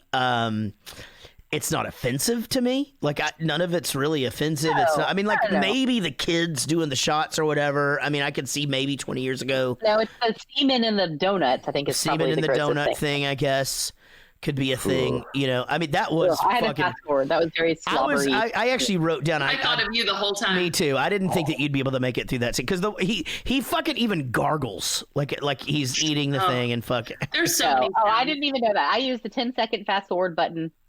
Everybody uses that at some point in their life. I used it in this. The way that a bunch of college-age men are treating a basket full of eclairs like it was so fucking great. Pouring it all over their faces and like licking it off their fingers. So no. This is used a lot. So like in Mallrats. Are you guys familiar with the movie Mallrats? Yes. Kevin Smith film. It's one of my favorite movies of all time, and they do this sort of same bit where he does the stink finger or whatever, and then he offers the guy a chocolate covered pretzel, and the guy eating the chocolate covered pretzels loses all composure and is just like licking his fingers and all this. I mean, just and again, it's to sort of just get that idea of like, hey, what's going in his mouth. It's a trope. Is it a trope? Because I still don't know what the fuck that is. Nobody does. You need to read up. Man, I swear I've read it like 3 times. I thought the one bit that I really liked in this, it's very much like, well, I guess it's not the same thing. I mean, we just watched Goonies the other day, me and Everett, and I really like that whole thing where they say something and it's wrong, and they're just like, that's what I just said, and then it's like, that's what I said, booty twaps. But here, the thing is his big deal is he'll say something like, you shouldn't take life too seriously, you'll never get out alive. Write that down. I mean, that's very... Did you pick up that his dad did that? Yeah, that's where he got it from? Yeah, his dad did it, and that's exactly what I was about to say. It was cool. Yeah, he goes, don't ever pay for a bad investment or something. Write that down, and then you hear him saying it the whole time. I thought that was interesting. So it's such a Jarrett bit too. Like that, I do that all the time when I'm just like, that's a good name for an album. Somebody write that down, and you don't expect them to write it down. But I didn't. I've never seen this movie. We talked a few episodes back about the Simpsons Apu character and just like, is this offensive? Is it not? So Cal Penn does not have an Indian accent, in real life. So is it? No, because he's Indian. Right. But I mean, I wonder then, there must be Indian people who don't appreciate the fact that Indians get this reputation of having this one distinct accent and yeah, I told you there's like an entire documentary about that Apu voice, right? Like, and apparently it's really good. So and even if you see an Indian man doing it, does it still cause issues? I was wondering the same thing. The segment of the population who says you can speak absolutely normal, 100% correct English. Why are you playing into the stereotype? Why are you playing into, this thing that white people or whatever make fun of about us? But if he and was now only you're over there, actively participating in if that. he were only over there for a few years, he would speak like that. I mean, our friend If he was in the movie, if he was in the fucking movie Australia, he'd be playing an Australian character and he'd fucking speak an Australian accent. I just don't think that. I think that it's just. Why is this one an offensive accent? Like, why is it not whenever Gerard Butler plays an American that we're all like, yeah, like it's, you know what I mean? Like, that's a good. I agree with Eric, because when I first saw this, I didn't think anything of this actor being Indian with this accent. But today, when I watched it, I was thinking the whole time, I feel like it's probably offensive, and I would have never thought that before watching it now versus then. I think it just gives, I think it may. I mean, to me, obviously it wouldn't, because I don't have any, I don't have a vested interest in this. Right. But I could see someone saying, we're trying really hard to kind of turn away from a stereotype like this, but here you are actively participating in that stereotype. And so, how do we kind of align? I say this all the two? time, and I feel like somehow, and on this subject specifically, I've somehow become Rich Coleman. I don't know how it happened. It hurts my heart. I don't know where I went wrong. Ooh. But like, I just think that it's like, I think it's the wrong people getting offended. I think that it's literally I think it's literally the three, like, I think it's the fucking white people, American people watching the show going, that one's offensive because we're taking note and things like that. But I think comedy should be offensive. This is a comedy. I don't think it was like an offensive accent in the middle of a drama. You know what I mean? I agree with you. I think that it's people being offended on behalf of people who they think should be offended. You could be offended by anything. Because it's your choice. And I get what you're saying, and I totally understand, and it definitely crossed my mind. I sometimes I hate that you can't just do stupid fucking campy bullshit anymore, and people can't just laugh at a comedy. Sure, it didn't bother me for sure. If you But the thought crossed your mind that it might bother somebody else. You know the movie Tropic Thunder, obviously. Me too. Yes, Tropic Thunder? we're not able to do that film. Yes. So in that movie, Tropic Thunder, they reference that Simple Jack character, right? Mm-hmm. And Simple Jack was like an over-the-top fucking... hold on. 1 second. Oh, no. Hold on. Fell out of my ear. AirPod Can down. you hear me? Yes. Mm-hmm. Okay. But that was like supposed to be making fun of somebody in a drama doing an over-the-top, offensive-ass fucking character. Yep. And I feel like there's circumstances where that might happen. But in a fucking campy comedy with fucking dog balls and semen and eclairs, like, fuck it. Do the stupid accent. You know what I mean? Like, Sure. No, I mean, I agree. Sure. Yeah, absolutely. It's I know you are. I just makes me sad. I'm not even sure I would have think. We never settled on a resolution to that Apu thing. At what point? And I suppose that the answer is different for everybody. But at what point is it a caricature? At what point is it an offensive caricature? At what point is it just, that kind of ribbing that you give to people about a specific? I mean, look, we've all given each other shit 1,000 times, and we can do that because we're friends. But, could I make fun of one of Amy's friends for one thing? If we were all at a party together because we have this mutual connection. And if that's a yes, at what point does it expand so far that now no longer can you make what is a pretty innocuous joke without offending somebody? I mean, I just think that, to be fair, if they're friends with Amy, they're fine. You would think, but then a friend of Amy's friend she makes a great point. Might be just one level removed enough to start. They would no longer be friends with me if they were ever offended about anything.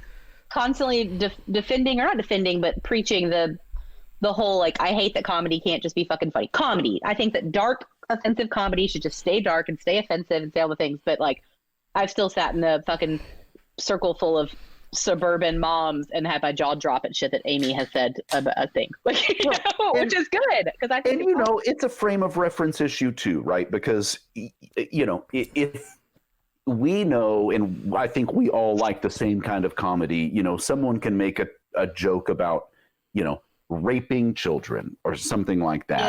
Yes. And we can kind of go, okay, there's, in this specific context, the joke that this person made about this subject, thought was funny. But if you have a child who's been raped, that joke isn't going to hit the same way as I get it. Something else. And so that makes sense. Yes, sure, you don't get to tell everybody else what they do and don't find funny. Here's the obviously. thing, though. You can't fucking.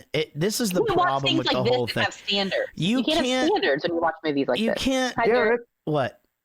Hi, Derek. You can't see me? Derek. You can't hear it. Derek, come here. No, Jesus. You guys are in my ears, and he's not yet. Oh. He'll get there. Bow, chicka, bow, bow. Yeah, he weird setup. Surprised he didn't come in new. Here's a question. So I could do a whole show on all of this. Probably get myself into a lot of trouble. Yeah. I'm curious though as to if you're gonna find this guy offensive, who likely has parents or grandparents or uncles or aunts or whatever who do speak this way. It's no different than, hey baby, there's mama. Here's mama. Or Well, whatever. there you go. But I wonder so are we okay with this guy doing it? But Fisher Stevens, who did Number Johnny 5, like, I am standing here beside myself. Like, that was the funniest shit that had ever happened in my life when that shit came out. Number Johnny 5. Like, that's how I learned to imitate that accent, was imitating Fisher Stevens. Whiter than white, that guy. And huge. What a huge character. And in fact, they're doing a new one of those. And God damn it, I hope he, does that role. A new Short Circuit? Yeah, there's a new one coming. And it's not it's not a reboot. It's supposed to be like they're having like the regular guys in it. And I really do hope that Fisher Stevens is in it playing that character. Hello, honey, what is for dinner? It's so fucking funny, everything he says. You just don't watch movies like this with those expectations. And that's the end of that, in my opinion. Like, you just don't. It's like the time we went and saw that Anthony Jeselnik show, and we're sitting there, we went with another couple, and they were so nice and lovely, and it was great. But before the show started, the lights went dark, and she just goes, I'm so excited. As long as he doesn't say anything about race or children, I'm stoked. And I was like, oh, shit. Well, he opened up that show and did 25 minutes of dropping babies. I'm not joking. And it was the best 25 minutes of any comedy show. He did the joke that was like, I know that you guys are thinking, Anthony, you're a racist, and blah, blah, blah. And I don't believe in racism. I think that stuff's bullshit. I think that you can't judge a group of people based on how they all act. Yeah, he gets into and like the whole time I'm just like fucking stinking in my chair. Like, don't go to an offensive comedy show if you don't want to be offended. Don't watch the offensive comedy movie if you don't want to be offended. Yeah, don't show up if you don't know who's on stage. If someone does the over-the-top fucking Apu voice in the middle of the fucking Titanic, yeah, maybe get offended. Maybe that's fucking stupid and a stereotype and wrong. Like, you know what I mean? Like, or just shut up and walk away. Yeah. Sure. I don't know. That's complicated. My girlfriend said she's pregnant. I'm like, we're going to have to get an abortion. You can't even keep a plant alive.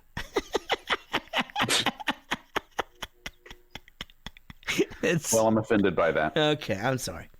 I love you, but you did not nail that joke. I fucking fucked it up. How does the joke go? Yeah, I don't know, but that was not the order. Yeah, I think I fucked it up. Yeah, I've heard it, but that wasn't it. Yeah, I came home, and I don't remember. Anyway. Yeah. Oh, no, it's you. Okay. It's reverse. She has a miscarriage. It's got to be your bull, right? Like, it's... Yeah, because I can put my hand inside your mom's ass. Right. But it's got to be your bull. There we go. Now, how about this trick that this guy plays on the guy that I think, if you got the personality of this dude, you invite him over to her house, he comes in, you're thinking you're fucking winning this whole thing. He's got everybody doing shots and body shots and stuff. That's 1,000% you. I thought that same thing. To be honest, like I mean, I am not joking. When they came back in, I did start to think like, if they would have left the room, I would have totally. If I would win these motherfuckers over, we'd be doing something in here, you know? For sure. For sure. That was the first. For sure. That's the first thing I thought. That's funny. That's funny. Yeah, I loved that about him. And this is just an easy movie. It is. It's an easy movie. So the thing we talked about earlier, and this is a good example of it, is they made him likable from the start because he has a heart and it's not just always fun. And so in a situation like this one, it's not just that he's party bro. Right. It's that he wants these people to enjoy their life. Yeah, college and connect with people. He wants people to be cool that don't think they're cool. He's just like, dude, I picked you because you have potential. You're awesome.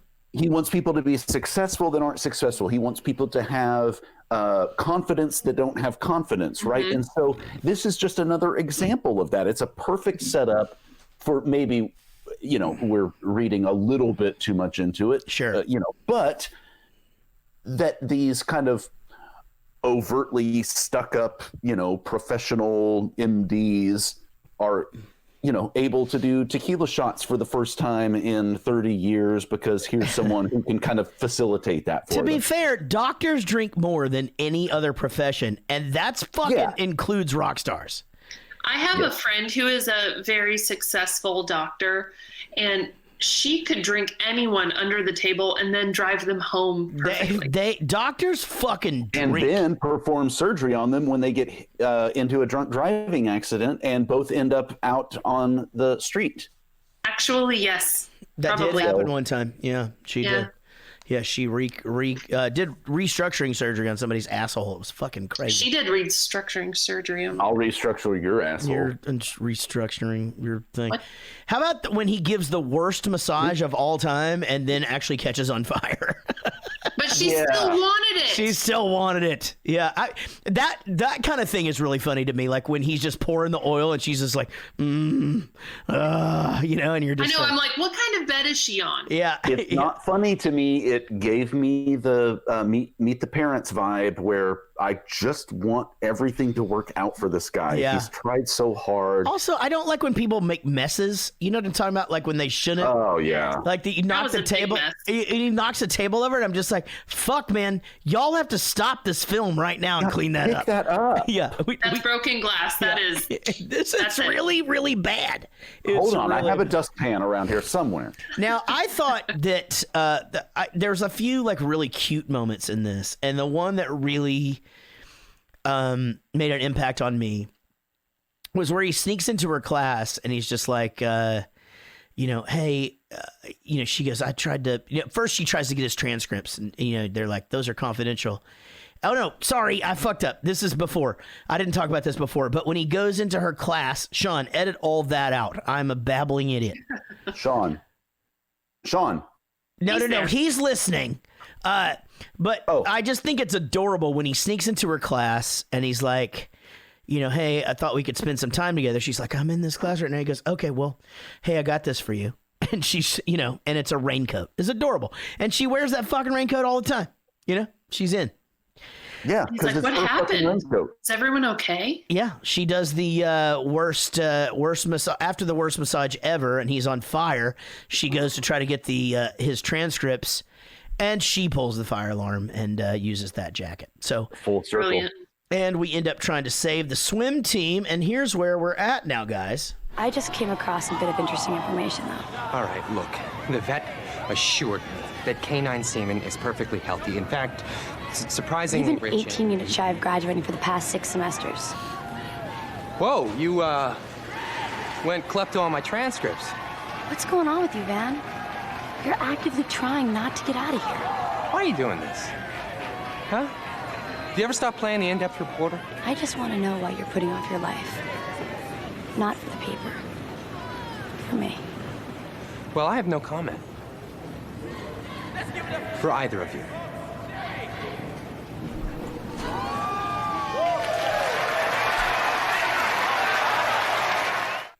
Also, I feel like we should discuss that hat.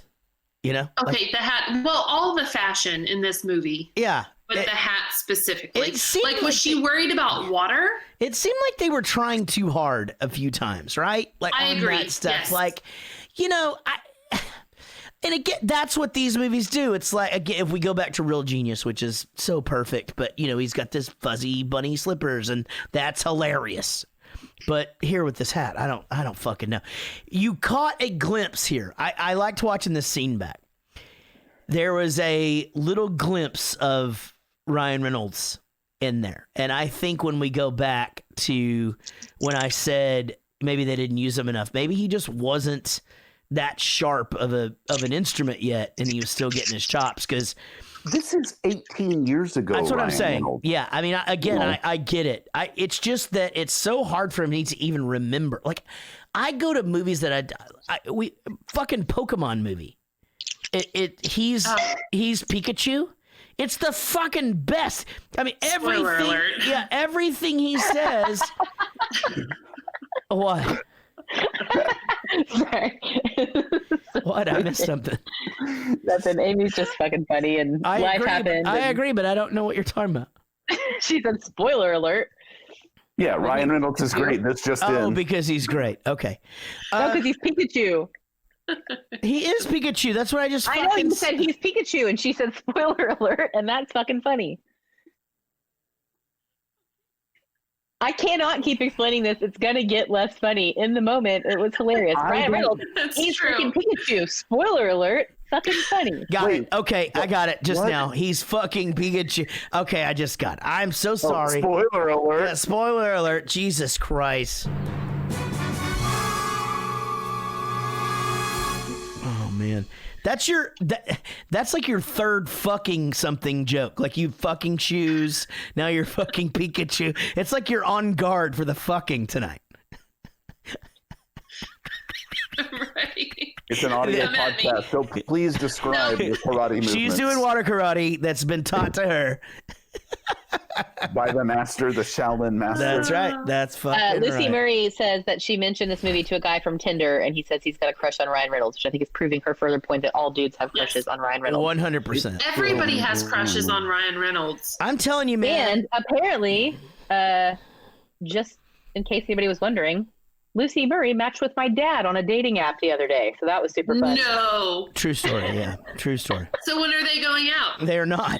She was nice. I don't know. I don't think she could take on the responsibility of being my new mom. I was going to say, are you ready for Lucy to be your stepmom? There's a lot of responsibilities Maybe we there. should ask her. You know, I don't know. I've always assumed they would end up being around my age. You get free haircuts and shit. You know, like that's nice. You know, from her. Who gets free haircuts? She would, dude. No, I've already extended the stepmom free haircutting.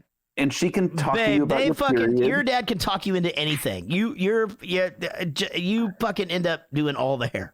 Yeah, like going potty before a road trip. That's right. You got to take a shit before we get out here. Oh yeah. Hey man, here's a Dr. Pepper. My dad asked me if I need to go potty for road. That's why I'm not selling him on these apps. So anybody wants to date my dad? We should do a date my dad like segment. Oh, I almost just went to the next clip and I didn't even talk about any of the shit. So more Sugar Cult, by the way. This is like the fourth song. Saying goodbye, leaving tonight. Some of these songs were really dated. Great. Oh, well, this is 18. It is an older movie. So maybe that's it. While we're talking about the soundtrack, this soundtrack was incredible, and a lot of my friends on it.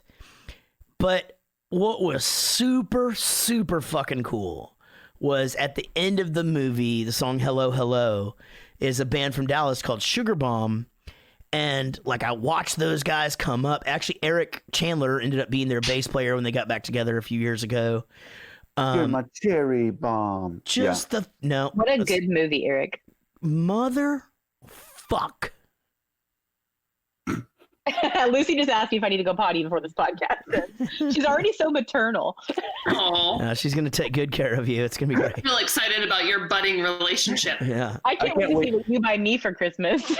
And when she talks to you about your changing body, no pressure. It's gonna be nice. If I hadn't talked so much about my changing body on this podcast, I would wonder too. You know, I need my body to change. Here's I'm another. glad I never need a professional. Everyone needs your body People to don't need to know about my pubes. Here's another thing that there, like when something like this happens, like even in a movie or whatever, like I don't really know how I would react to it, but like, you know, when he shows up and the dudes are at his dorm room, and they're like, "Yeah, we're gonna hire you for this bachelor party," and he takes the money and he just drops it or whatever. Like, I just don't know. I don't know how you don't react to that with violence. I really don't. It's hard, and I'm not a violent guy. I've actually only been in one fight, and it was in the 4th grade. And I fucking felt really guilty after it and gave the guy my lunch money for a week because I hit him in the face and it bled. I've badass. I've almost been in a bunch of fights, and I wouldn't be scared to fight. I'm just really pretty, and I don't want to fuck that up. The thing is, I'm worried about ending up in prison because you know what happens to guys like me in prison? I mean, come on. Yeah, I do. DeBelle of DeBall. I get it. Yeah. I used to get in all the fights. I don't know if that means anything. Maybe that just means I wouldn't. Yeah, you hit a girl with a sock full of nickels. No, it was the keys. Or it was the keys. Damn it. I'm so jealous. No, I didn't. That didn't really happen. That was a made up story. A rumor got spread that I had beat up a girl at the Grapevine Mills Mall with my keys, like my house key between. I was like, that's crazy. Like, what a crazy thing to say. And so my dad was like, we should get you like a big. That was crazy. You went full on bleep on bloop for a minute. No, but it worked out so good. She goes, somebody, because I went to Grapevine Mills Mall and boom, and it was like in key and shit. It was fucking amazing. No, the rumor It was pretty good. The rumor was that I beat up a girl with my house keys in my knuckles. And I had it did not happen. I don't know what happened or what story, but somebody was like, it was that girl. And my dad was like, this is it. It's 9th grade. It's time to make your mark. We're going to get you like a fucking janitor fucking ring of keys so that you can just walk down the hall and be like, clink, clink, clink. And people will just know not to fuck with you. Yeah, they hear you coming from a mile away. What a weird thing. Yeah, that is fucking No, weird. I still wish that I got in a fist fight in middle school or high school. It never happened. It's never as good as you think it's going to be. I punched Rebecca to Pew in the face, and she went in the bathroom and broke her glasses to say that I broke them. And my mom was like, you don't ever hit another woman that has glasses. And that was the end of it. I got in a fight with a friend, with a guy over. You got in a fight with a friend over a guy? No, over who played the French horn better in band class that day. Fucking believable. Yeah. So if you ever want to, here's what's funny. I thought it was I used to go put their hand in the hole better. I used to go watch the football team fight. I'd watch all the freaks fight. That's my group. Watch the freaks fight. I'd watch like the drug dealers fight. Like everybody fight. I never saw anybody get knocked the fuck out like this dude in the band hall one time. Just fucking like, hit me, come on, hit me. And this dude just was like, fuck it, and just knocked him the fuck out. I mean, like, I love shit like that. Like, eyes went back in his head, and he went back, and like, then everybody was mad at the guy who punched him, and I wasn't. I was just like, hey, he was telling him to punch him the whole time. Yeah, he asked for it. He kept saying, punch me, right? Just, he said, come on. Anyway. My favorite thing, YouTube videos are like the bigger kid that's kind of like dorky, and the little fucking squirrely bully comes up and it's like, fuck you, bitch, and that kid just fucking drop kicks him. I love that shit. Wait, like that most recent, well, no, it's not the most recent, but that one recently with what's the guy that has the can of something that hits the other guy in the face? And the ice tea, the Arizona ice tea, yeah. yeah. God, that's funny. There's some good spoofs. I like seeing people that get in fights and deserve it. I feel like anytime I ever got in fights, it was like, I don't know. I feel like I'm like a boy in a sense. Like, I would literally get in these fights and then be like, later be like, but we're cool, right? You guys. And most of the time they would want to just still be friends. And then this one girl that I got in a fight with in 10th grade, we ended up in the same like cosmetology class junior and senior year, and I was just like, come on, like, it's not funny yet. And she was just like, fuck you. And I was like, really? Like, it's been yeah, not come yet. on, still fresh. You guys have seen those videos where they take either Hollaback Girl or Somebody Once, and it's someone getting like hit in the head like over and over. It's so good. Do we not have that for the Twisted Tea guy? No, there is one. They added. It's my What shit. was it? Oh, No, they added Corner Store on Christmas to the Bowling for Soup one. Yeah. No, But it there's was been like a something million. different. I've seen a bunch of songs added to it. Just No, do it that. was shit. That guy. Hang on. I'll figure it out. All right. Some body. It's funny because I was after my. By the way, I'm doing acoustic covers every Monday in January. So after my show today, what did you play today? Today I did Eurythmics, Sweet Dreams. I did Cyndi Lauper. The Sweet Dreams thing really did confuse my little like fluttering Marilyn Manson meets my husband now from the early 2000s. No, I didn't do that. I was all confused and feeling weird about it. It was neat. I did Wagon Wheel. I did Cyndi Lauper, True Colors. I did some Bad Religion. I did a Johnny Cash song. Cyndi Lauper sings True Colors? Yes. What? I'm not joking. I'm not even fucking with you. I mean, I knew it was a song before the Trolls, but that's the only one I've heard it. What? Really? Yeah, not joking. What? True Colors. Yeah, I didn't know it was her. I knew it was a song. I just know it was mastered by a couple. Can we just talk about the Oh. whole getting engaged thing and telling everybody but the girl who's getting engaged? That to me is so gross. It's just the grossest fucking thing. What's funny is that the dog had needed this release. He had all this pressure, and now the doctor he just goes, I just need some help releasing some pressure or whatever. And All right. he goes, I hope you use protection, because I don't want to tell our kids that you did this or you did this or whatever. And His then mommy went slumming one night in college. there you go. Yeah. Oh, his face made me so mad. Yeah, he was great at that character. Northwestern. I'm the shit. Yeah. Yeah, you're gonna be. He got expelled, and everybody's like, you can appeal. And I love that monologue. There's a few monologues that the guy from Harold and Kumar has, but the fuck you, Van Wilder. You know, that is just... That's right. I say, fuck you. Yeah, he goes, yeah, that whole monologue is great. And he's just like, get me the law club. So they walk in and, you know, obviously shit's going to hit the fan.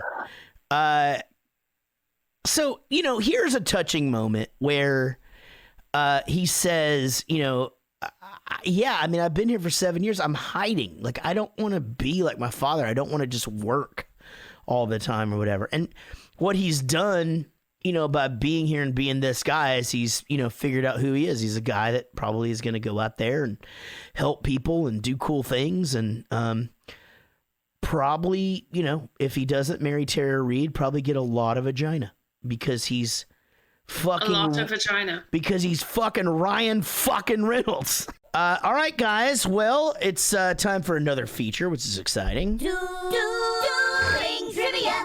trivia. All right, every week we have dueling trivia where Amy and Eric face off in asking each other a question about the movie, and we score points. So, Eric, where are we right now in the running total? As of the last episode, which was Love Actually, Amy is in the lead 7.5 to 6.5. Right. Well, I thought we were going to do away with the half points. No, I love the half points. Stop it. All right, we're Amy's leaving in the lead We're leaving 7 to 6 or 8 to 7. Just no, depending on... apparently the women have spoken. We're leaving the half points. Then we need to leave them in. I get this sense that I'm not going to do well on this because as I was watching this movie last night and thinking about trivia that I wanted to ask you, I was like, this movie doesn't have any fucking trivia. So we'll just see how it goes. I do believe, Amy, it is your turn to go first. Am I first? Okay. Bloop, bloop, bloop. Oh, see, I have a list of so many. I just have to choose one. I would say for this one... Easy. Like easy to medium easy. This is not a movie I'm familiar with. Okay, I'll ask you. Okay, what is Van's dog's name?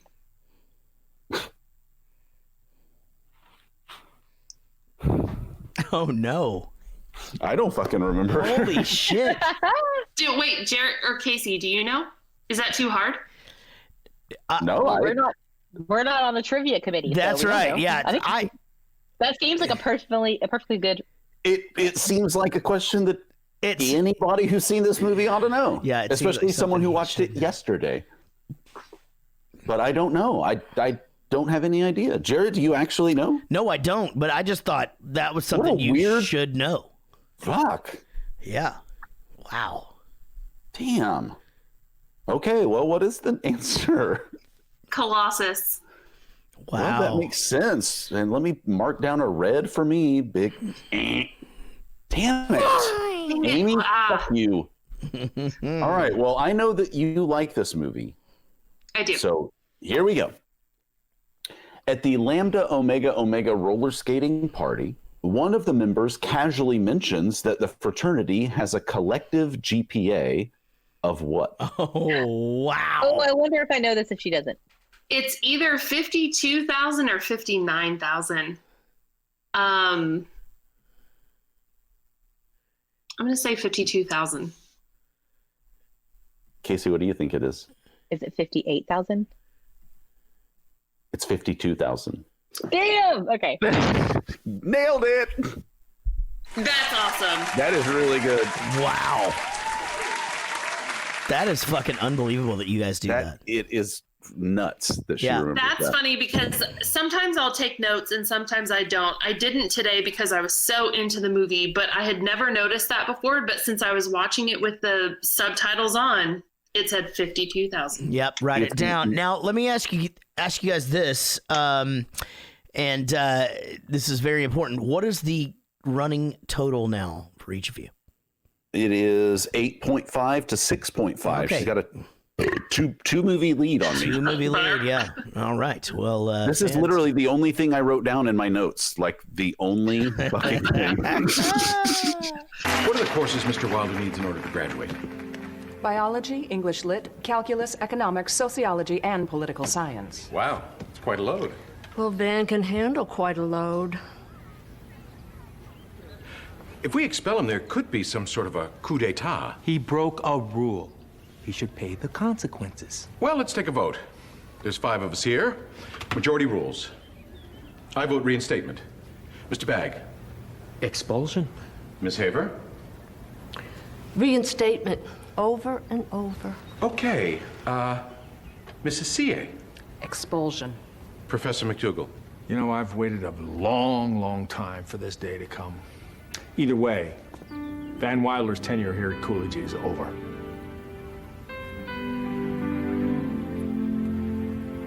Let's see what the kid's made of. Oh, man, it's just so cool to see him be a good guy because he's a shitbag in every movie, you know? Like Trading Places, he's just such a asshole. And he's, obviously there's Breakfast Club, which, to be fair, he's not really in the wrong. I don't know if we've talked about that a lot, but I like Trading Places, but I don't like his character as much as I like Vern. Yeah. And Hildy. Yeah, that was good. Hildy has some pretty creative ideas, I think, sometimes. Now, Hildy wouldn't always listen to the homeowner, though. She would just go and they'd be like, I'm allergic to hay, and she would put straw on the wall. And then, you know what gay lions eat? I mean, what gay horses eat? Hey. Dick. Oh. Oh, no. Sorry. I didn't get that one. Genevieve was my favorite. I like Genevieve, too. I like Genevieve a bunch. Me too. She was my favorite. Yep. What about Vern? Same. Vern was okay. Too Asian fusion for you guys? No. What's the redheaded girl's name? Laura. Good job, dude. I don't know if is it? Just make it up. Ty Pennington? That's he's a carpenter. Yeah, he stands around with Tape measure, one of these things, a tape measure. Amazing. Just walking around. Hey. All right, let's wrap this up, guys. I know you guys are getting tired. It's fucking 11:22, by the way. You know, a lot happens here. He comes through. There's the confession of like, you know, she walks out of that thing and the other girl walks up and says, yeah, we messed up that Van Wilder party and then we bumped uglies.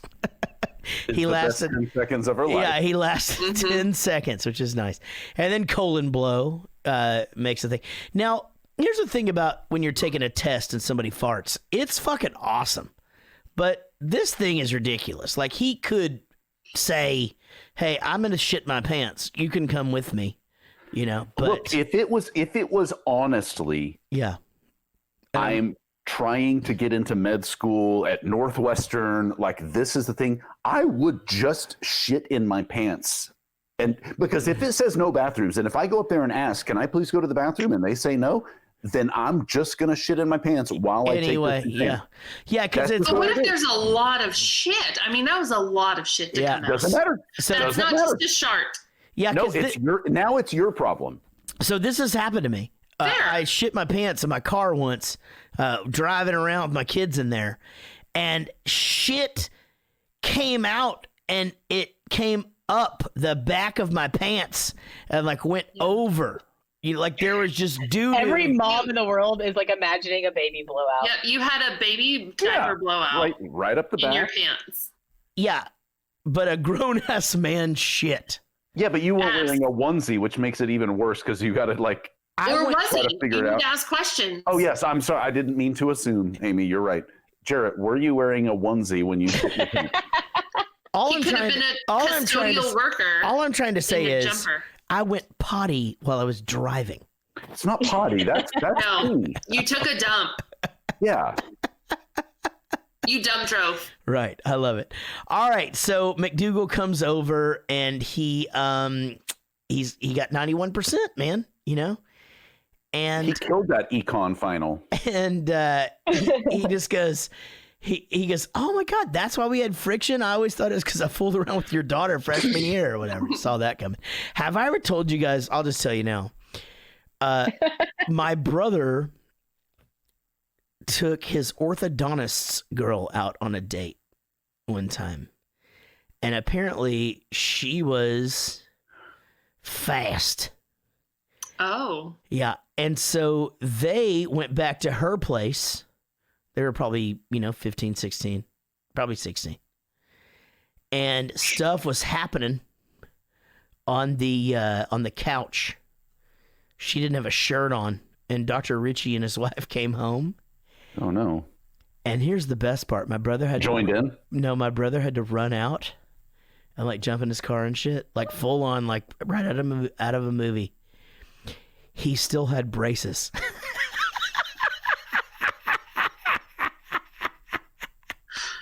So he what had happened? It froze up on me. He had to fucking basically he still had braces. He still had to go in and do his appointments and shit after that. And like the doctor would come up. Who the fuck? Like, I know you guys like came from like the very risky age of no cell phones and no tracking and none of that shit. But like, would you still have the balls to like fuck around completely topless on a couch? Like, yeah. No. I for sure. No. Pretty much, high yeah. School, a girl that worked in the bakery at Albertsons, where I worked in high school. Wow, way to flaunt it. And we would make out on her parents' couch, and they were there, and it would be some, kind of shirtless stuff, and I was the one who was always like, "That's so boring." They're right there. Oh yeah, the girls want to get caught in a room or some shit. No, they don't. Also, I want to point out, Eric, that I dated a boy. I dated a boy that was a bagger at Albertsons, and whenever we broke up, I started dating the manager of Albertsons instead. Isn't that fucked up? You would. You always liked the older type. Boy, that's true. Yeah, for sure. She's attracted to power. I met him in summer school. It was fine. Yeah, no big deal. Isn't that funny though that I like fucking like up the tiered and just dated his boss? The only person that makes more money than the store manager at a grocery store Anyone know? Store manager at a grocery store who makes more money than that person? Butcher. The fishmonger. The pharmacist, you guys. Oh, I thought it was going to be funny. Hey, it's fucking hot out here. Hey. Dad, I can't believe you're here. I can't believe you graduated. A friend of yours sent me this. I'm proud of you, Vinnie. Graduation or no graduation. Thank you, and I'm sorry that I spent such a buttload of your money for so long. It's by far the best investment I ever made.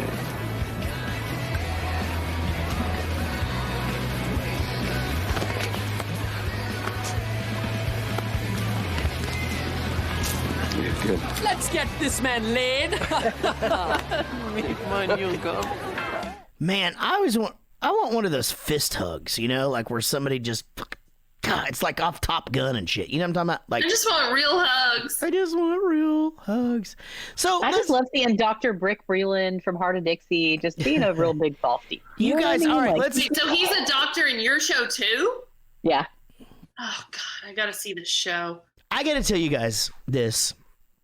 When this movie ends, the song that comes on was such a fucking surprise and such a glorious, it felt so good because, again, we talked about this earlier, is this band called Sugar Bomb.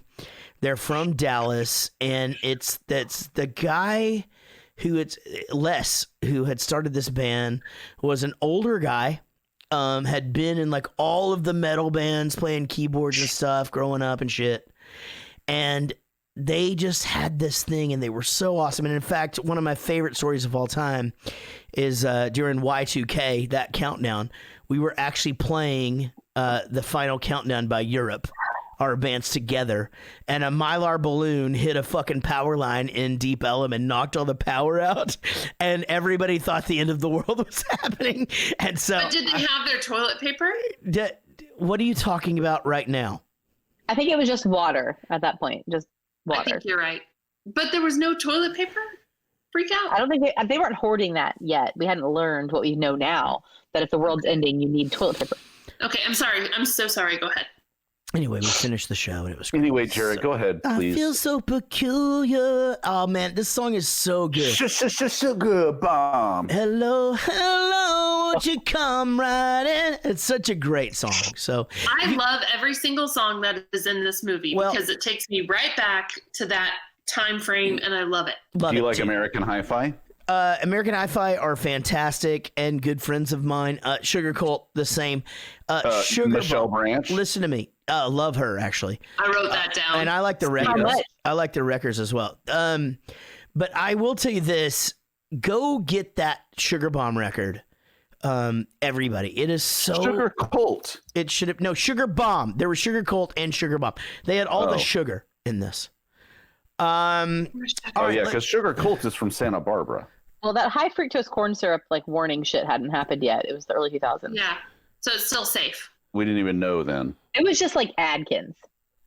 People do Adkins still? Fucker. Kind of, but they call it keto. Yeah.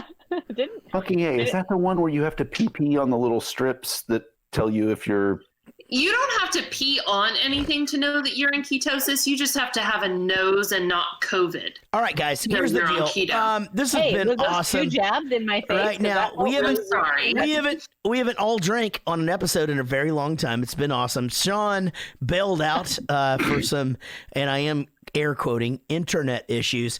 Let's just go around real quick. Eric, what did you think? What did you think about the movie, buddy? For real, what happened? It was fine. I mean, it was fine. Sorry. Hey, dude, seriously, let me take that again. I thought my mic went out. The Pro Tools has been a little bit weird because I'm running all this through the laptop. So, Eric, what did you... Fuck, it did it again. This is so fun. Seriously, guys, seriously. We can hear you. Okay, Eric, what'd you think about the movie? For real. Yeah, you can answer me now. Okay, it was fine. It was whatever.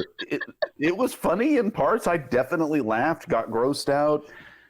parts that I groaned at, parts that I thought were fucking stupid. But, you know, all in all, it wasn't the worst movie I ever saw, and it wasn't the best. I love that. So, Amy? Whatever.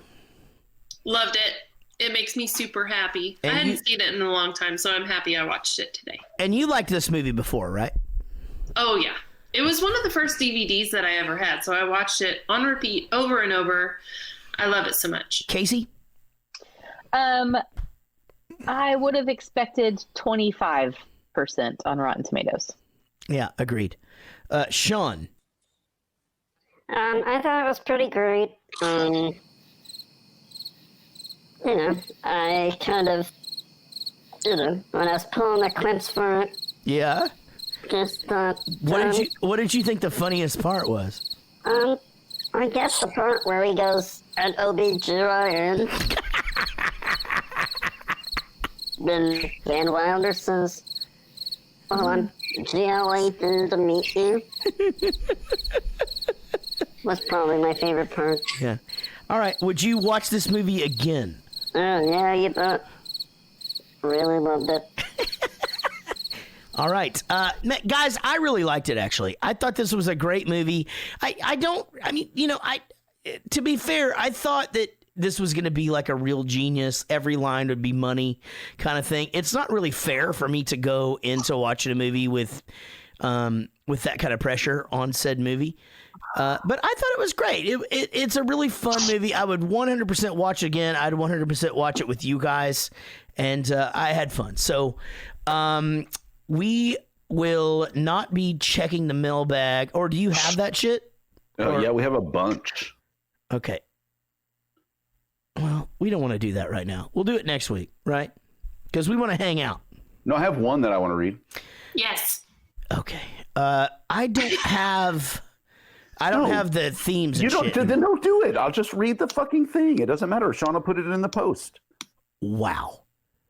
Fucking wow. Eric and friends. It was great sitting on 5 questions with Josh and you guys. I had never seen Love Actually before, and it was great helping Josh study just to watch him have the rug pulled out from under him like usual. It was cool that your co-host remembered me from a concert a while back. I would have remembered him too, but let's face it, he's no Eric. As always, keep up the great work and never stop laughing. Love, Jeff Millman. Oh. He's sexy. That's amazing. And I love that he's P.S. I love the idea. Fucking damn it! Nobody? Okay, sorry. I love the idea of a Casey and Sean behind the scenes episode where we see the calamity that goes on to get the show out on time. This is my new favorite bit. I wish Jeff Millman would write in every single week. Also, what the fuck is Casey doing? Jarrett, shut up. I'm a very important member of this podcast. I was like, what does she have to do? Hey, guys, I put my eyebrows on sometimes before I do this show, and Derek's behind Amy, and now I'm distracted. So you're right. I have no responsibilities. I don't understand. I mean, I love Jeff Millman, believe me. Maybe because Casey and Sean Goes Movies is our own podcast.